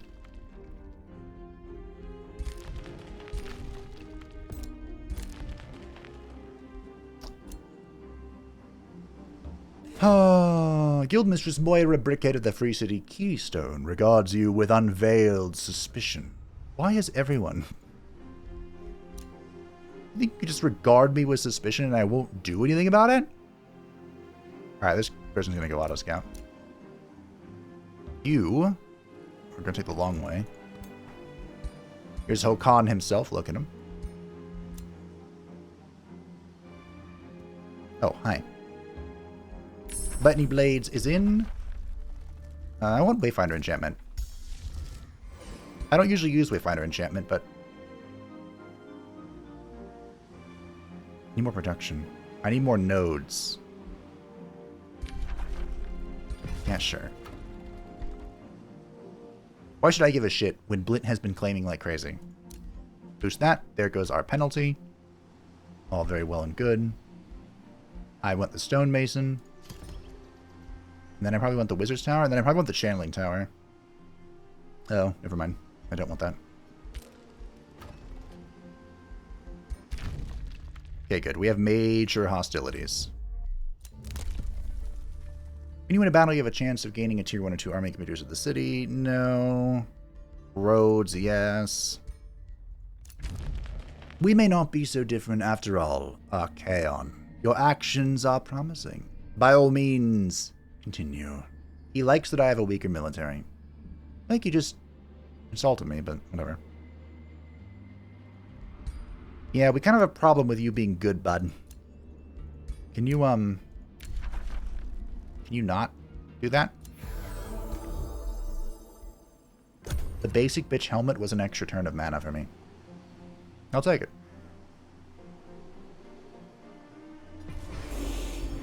I haven't gotten to Chosen Destroy anything yet, which is kind of annoying. And I feel like I should Chosen Destroy Blight before...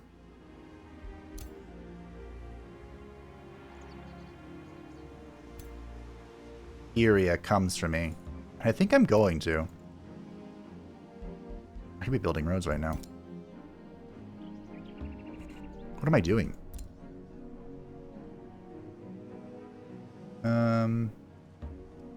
Okay. I want that watch post.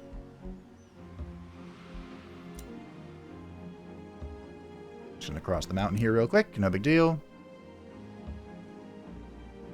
I want this tower as well. Now we have lightning blades for +4 lightning. Did they revert the change?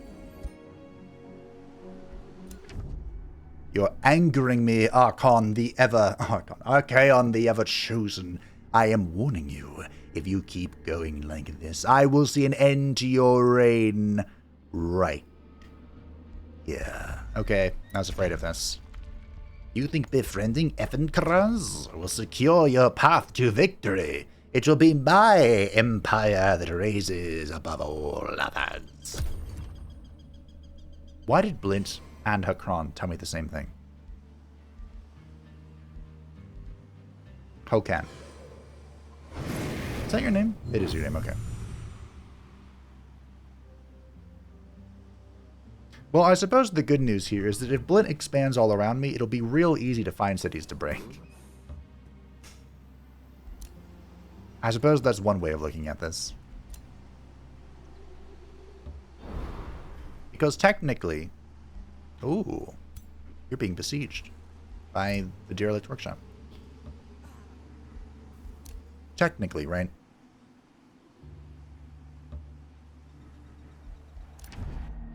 Blight will probably never declare on me because I have major war justifications. Think of this as an official announcement that I, the Circle Mage of Glyphs, Iskram the Smith, consider you an enemy. Great. Oh. What is that red mark in the middle of your body? I don't know. Do I want this? They're decent shield units. 24 mana upkeep? Okay, never mind. I'm good. I should probably get Inspiring Leader on somebody.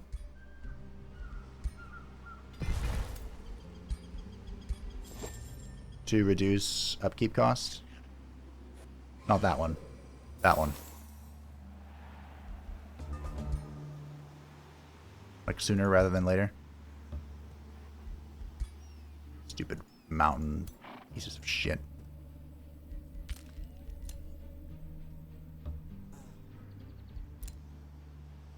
I'm very concerned Blint's economy is going to scale out of control.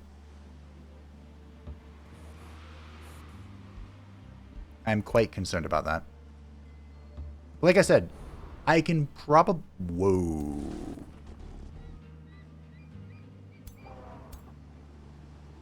Alright. Bold of you to expand here. I respect it. I can probably game the system. Oh.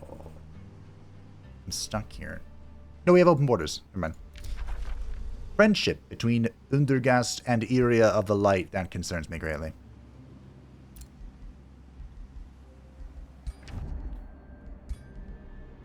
Oh, that concerns me tremendously.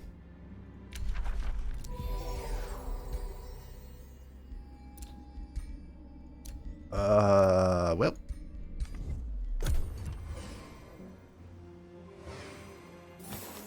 Yeah. Please don't turn into an alliance.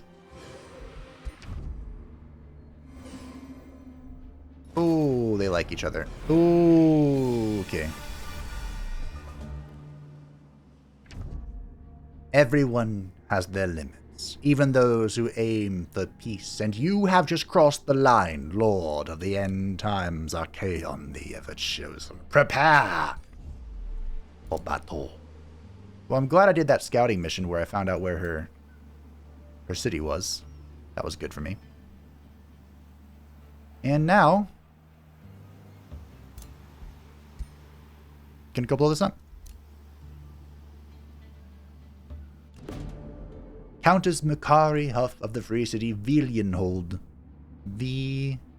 Vielenholm, greets you with a stern face. What do you want from this realm, Lord of the End Times? Conquest? Pillage? Destruction? All of the above? Tinkering Tigrans.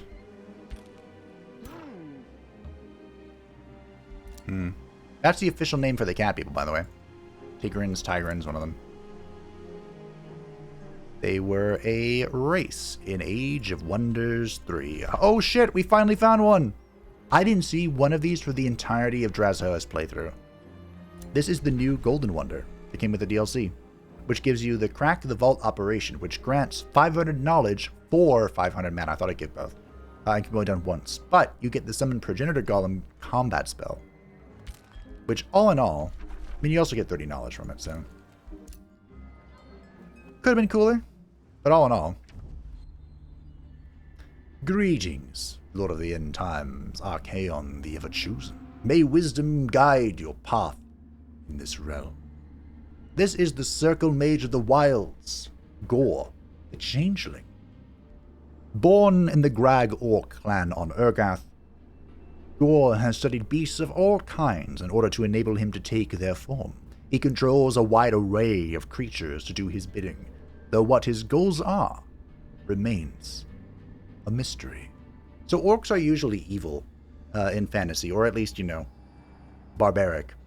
But in Spellforce Conquest of Ao, they were kind of like misunderstood. And just like oppressed by humans for no particularly good reason. Although some of them were still kind of barbaric dicks. So I named him the Circle Mage of the Wilds in honor of Morgan, of course. And he already has Draconic Vitality and Lifeskin. Not bad. The Gerard clan, his orc clan, are ferocious, strong, and hardy. I believe these are just the basic orc traits. His culture is barbarian. He is another fellow barbar with fabled hunters and prolific swarmers. He is a protective sage, which again is actually kind of associate for him, from what I understand. A vigilant ruler who prefers vassalization and magic. He likes empires that have summoned units. He likes empires with vassals. He dislikes empires with a larger domain, and he dislikes empires that start wars. His strategy is he favors treaties. All war must be justified. He likes to explore, and he likes to expand. We might actually be able to be friends with him, which is interesting. Hey, have you met Iria of the Light? You have now. You want to go evil, that's on you, bro. I, of course, would respect that, but she's not going to like it. Wayfinder is in 7 turns for lightning focus. You know what? I am going to take this because there is going to be a battle mage I'm going to want. Not a battle mage, but a support. Surge spellcasting, not really relevant to us. Closing a province. Oh, yes, I want this. Can I? Where are we?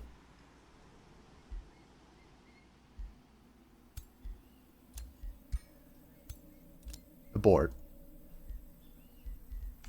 We go up here, grab this, and then a 1-turn pillage with even more money. Nice. So what I can do is I can have Archaon pillage this quarry to heal up, and then have Stodakar lead the siege of Slaampit. Alright. All I have to do is do this before Iria, like, waltzes on my borders. It should take her some time. As you can see, the AI is enjoying their expansionism a lot. All we need to do... Ooh. Hello. I have a feeling these are going to be really tough. Really.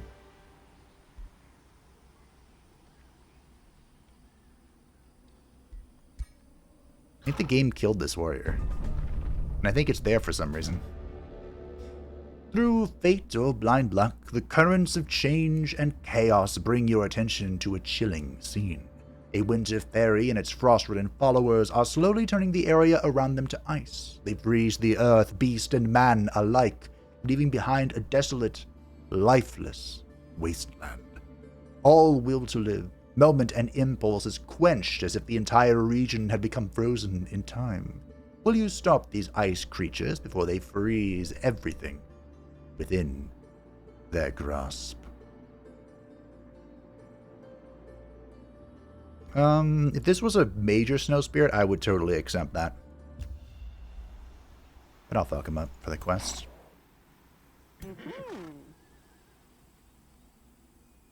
Wow. That's rude. Begin the siege. Add siege projects. Undermine the walls. Construct onagers. Well, we'll see how the auto does, but I want to fight this because I want to try and possess something here. Look at all these nightmares. This is a shield maiden. This is the tier 3. I thought they were tier 4. No, those are like warlords or something. It's a modded unit. Oh, shit. And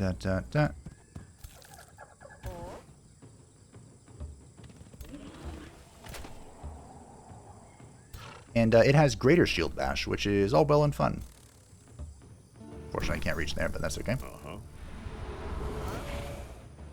We'll just keep pulling back. You are not going to do much of anything. This is the Wild Witch, of course, the modded battle mage for the barbarian culture. She looks pretty good. She has the repeating poison bolts and then Blight Rain. Deals damage to units in 1 hex radius. Units have a chance to suffer from sundered defense. Cool. That was smart.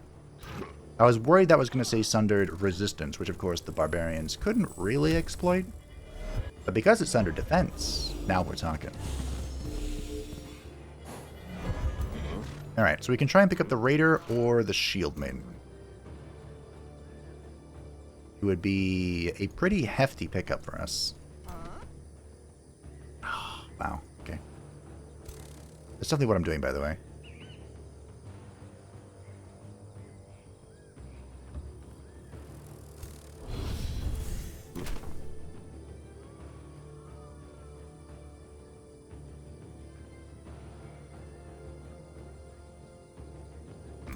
Go smack this guy. I should have done the fortune thing, but whatever.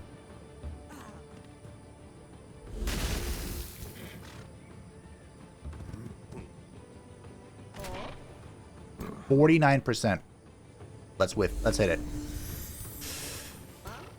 I said whiff first, that's why. The game knew.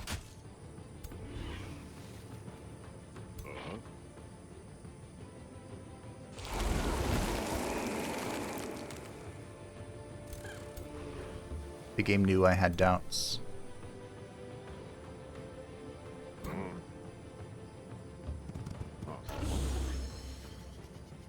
If I don't send someone in, we could be in trouble.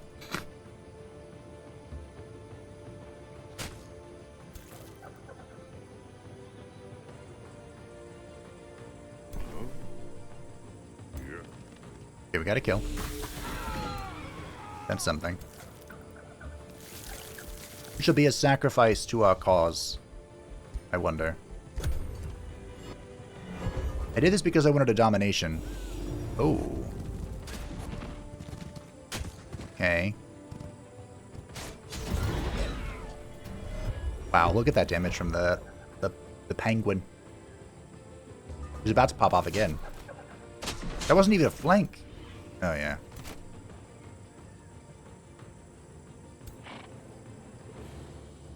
Wow, that is an annoying ability. Okay. Archaon?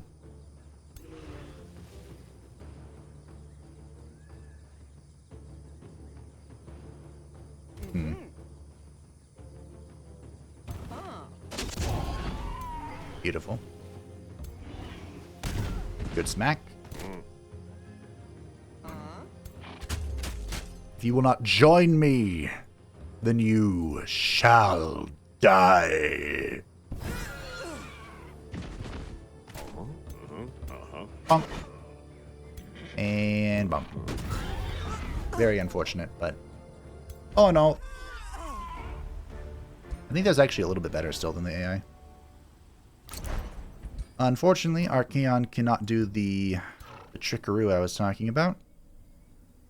And I'm going to keep Stodakar with him just in case. So this is the guy that we don't want to trespass. Well, I could. I don't care that much. I have a pretty good idea of what this map looks like.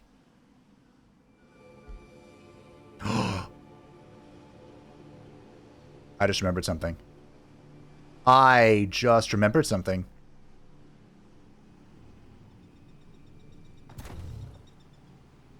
Okay, she's coming, so I'm going to have to return. All scouts have a special benefit, you see. A cultural benefit, you could call it. The fuck is this? The cultural benefit for the barbarian scout, go away, is they can build outposts.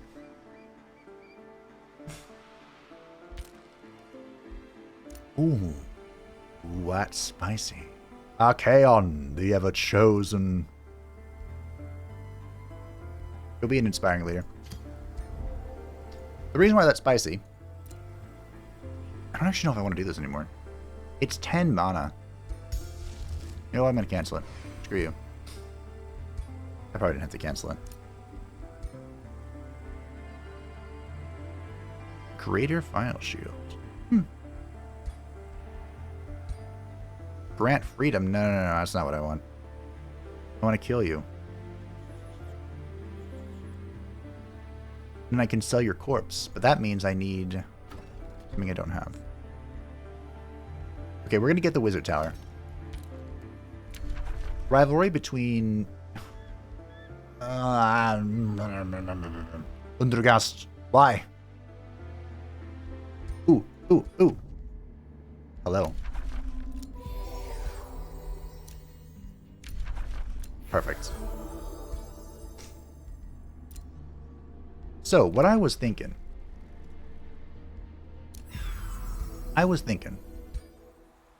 that he found another free city. If I keep my scouts around and we hit teleporter infrastructure,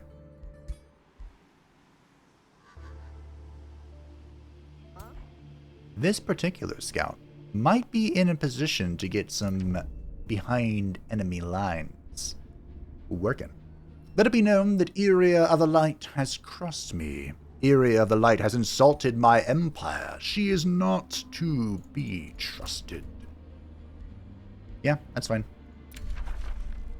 Thanks, bro. By the way, the reason I'm continuing to get gold out of this is because gold is what we use to build our empire. Mana, yeah, it'll be an issue, but it's fine.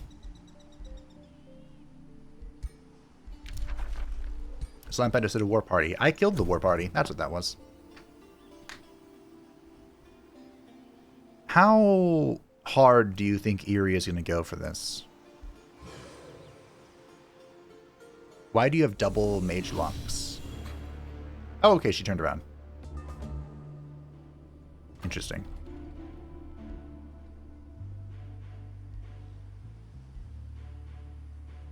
What do I need to build to boost other things? So blacksmiths need 2 quarry. Granary needs 2 foresters. Remember I said I want granaries. Is this also quarries? It's just okay. Because I want to expand this way for this stuff. I don't think I can actually reach that. Not sure. Okay, Archaon can actually go pillage this. We can go here.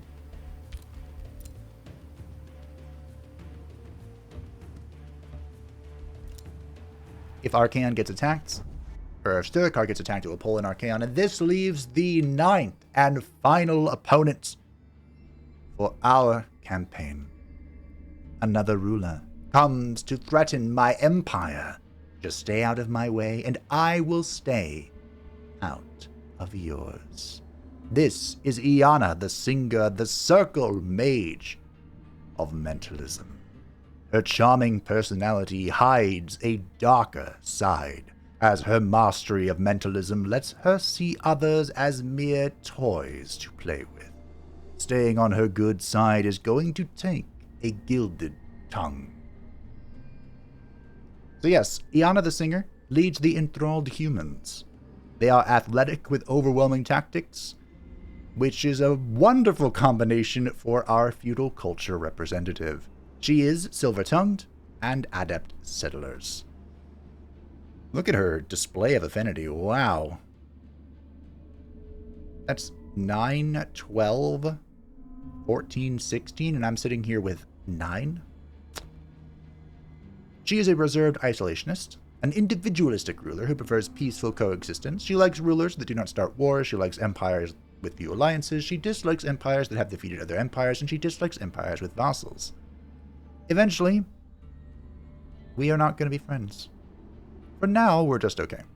But we're not going to be friends, so I'm not even going to send you money.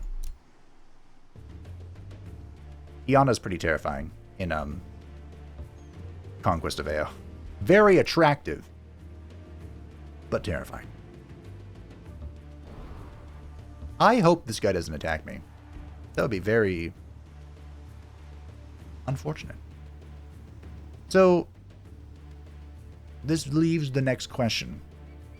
What are our scouts needed for? I think friendship between... Didn't you just... Oh, she responded. Okay. That's not good. War between Hakon. I don't know why I can't remember his name. Hakon and Iria, which is what we schemed. We plotted that. Yes. All according to Keikaku. Where's this? Right, it's there. So because Iria went to war with another person, that buys us time, but we are definitely striking at her. So here's the plan. I think we're going to denounce the ever-living crap out of Blint, and then let him fight with other people. Oh, this is annoying. So we have the Rainbow Clover here, which actually would be very helpful for us to get, because it would improve our relations, which, you know, are suffering tremendously.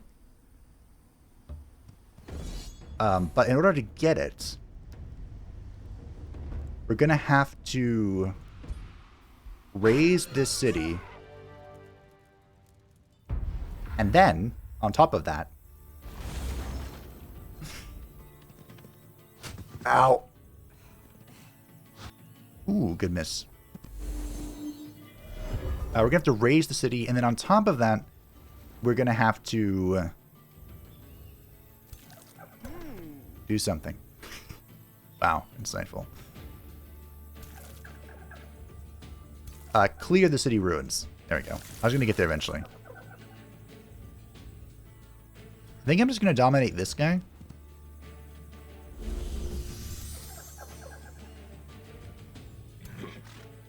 If the warrior dies to protect these characters, that's fine by me.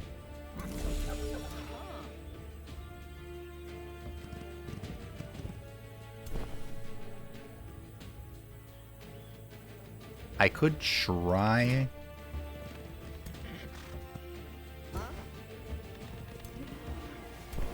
Let's see. Oh yeah, that'll do. That'll do. Okay.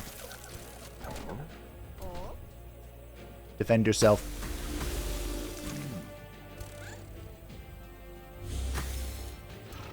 Alright. Maybe we should have gone in defense mode for the fairy. But I imagine she's going to come for this guy. Okay, you had your thing. There goes the warrior. Like I said, if the warrior dies for the other characters, that's a success in my book. Bonk. Getting the Berserker was such a phenomenal roll. And let's be honest, the reason we got it is because of Perfectionist Artisans. And the sheer insanity that that entails. Oh yeah, that's my unit now. That's my unit now.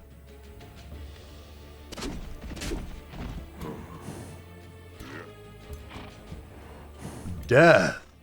It is the end. Escapable end.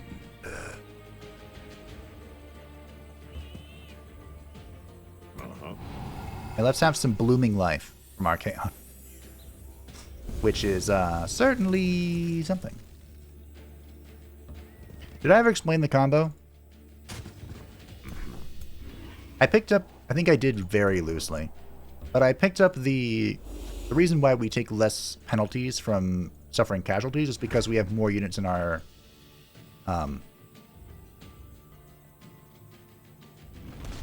formation because of Spawnkin. I think I very loosely explained it and never just like, and not very clearly, but that's why. It was a combo we theorized in the comments a long time ago, and I thought now was the time to make it happen. Because it's literally a horde. We are literally an apocalyptic horde of Norscan barbarians. I mean, sure. Alright, raise it. 4 turns. I think that if they wanted to buff this society trait, they would give it basically this. Not like not the tier 3 unit and the gold per pop, but the first part of this, where it reduces the raising city time. I think that that would help this a lot, because 4 turns is an eternity. Especially early on. So what we can do is, as long as no one steps on this... Oh, I thought I could pillage these while I was raising it. I wanted to be super cheeky. I can't move here. Okay. So what we're going to do is we're going to spread out. I think it's just 1 unit to raise the...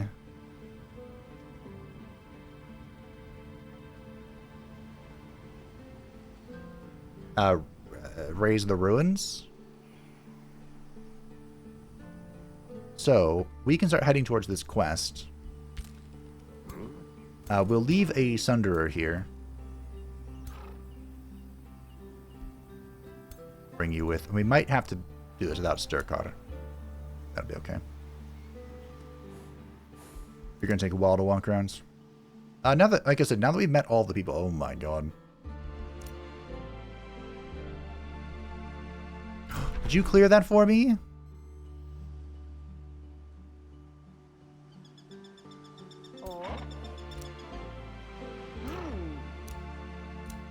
Yoink.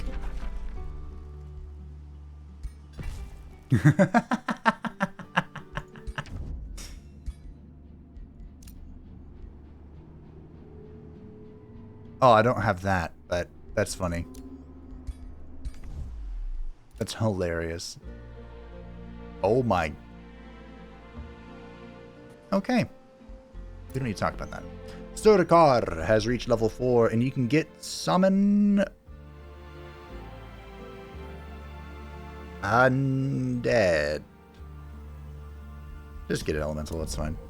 I was trying to think of a lore reason for any of this, and I'm like, well, just do it, whatever. And we're going to keep going magic, I guess. The remains of Shani Bone Mauler have been absorbed, and we are going to take it. Which I mean we're going to sell her, and Archaon is going to get a new weapon. And a new shield. The Barbed Shield. I quite like this frost thing, but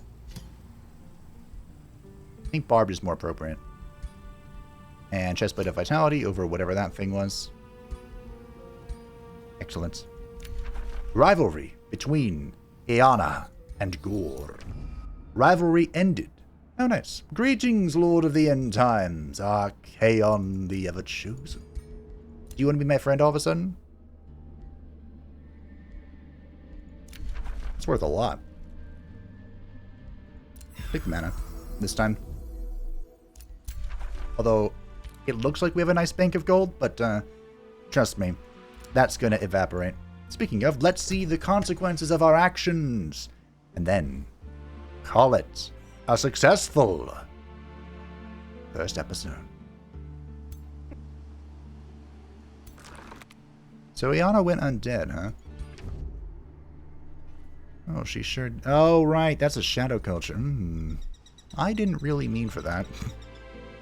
Although, to be fair, there's not really a good representation of what Iana was. Because she was, like, magical, right? But it was, like, mental magic, which is kind of like shadowy stuff. I could have gone astral with her, but...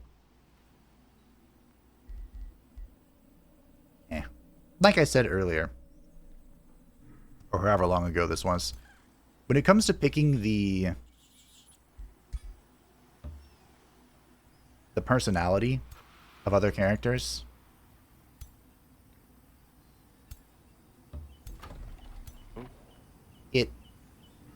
there are a few things to consider, and the description, the function, and what research path it leads them down. And Iana's choices were a 2 out of 3. Like, everything but the fact that it's bringing her down shadow was excellent. Rivalry between Undugast and Archaon. Okon. You have crossed me, Lord of the End Times, Archaon the Ever-Chosen. Archaon the Ever-Chosen ignored claims on my provinces. No. Bruh. You have literally been ignoring claims on all of my provinces. I have very few claims. Nice. Rivalry between Blight and Undugast. Bro, look. My claims restricted to this. Your claims? You've surrounded me with cities that one day I shall destroy. And I didn't mean to do this turn. Why is this in my city? This is a quest mob. For someone else. I guess technically it's not doing anything in my terrain. If it was standing on nodes or like pillaging stuff, I'd be really annoyed, but... You recognize your transgression. We'll have another one. Okay, I probably shouldn't be spending my mana recklessly like this, but it feels... Don't play another turn. It feels good. But that was the consequences of our actions. Just boost that real quick. And the first episode for Archaon the Ever-Chosen. The Chosen Destroyer is up off the ground and is destroying his first settlement, which will boost our income quite nicely. And then we'll have to figure out how we're going to resolve a few situations like this. Well, I'm sure we'll figure it out. I'd love to have destroyed this while I was here, but alas. But thank you all for watching. I hope that you enjoyed and that you're excited for the return of an Age of Wonders 4 series. I know that I am. Thank you to the patrons and the channel members who support the channel. I greatly appreciate you. If you'd like to stay up to Pap channel, feel free to join the Discord description down below. And I will see you next time. Bye.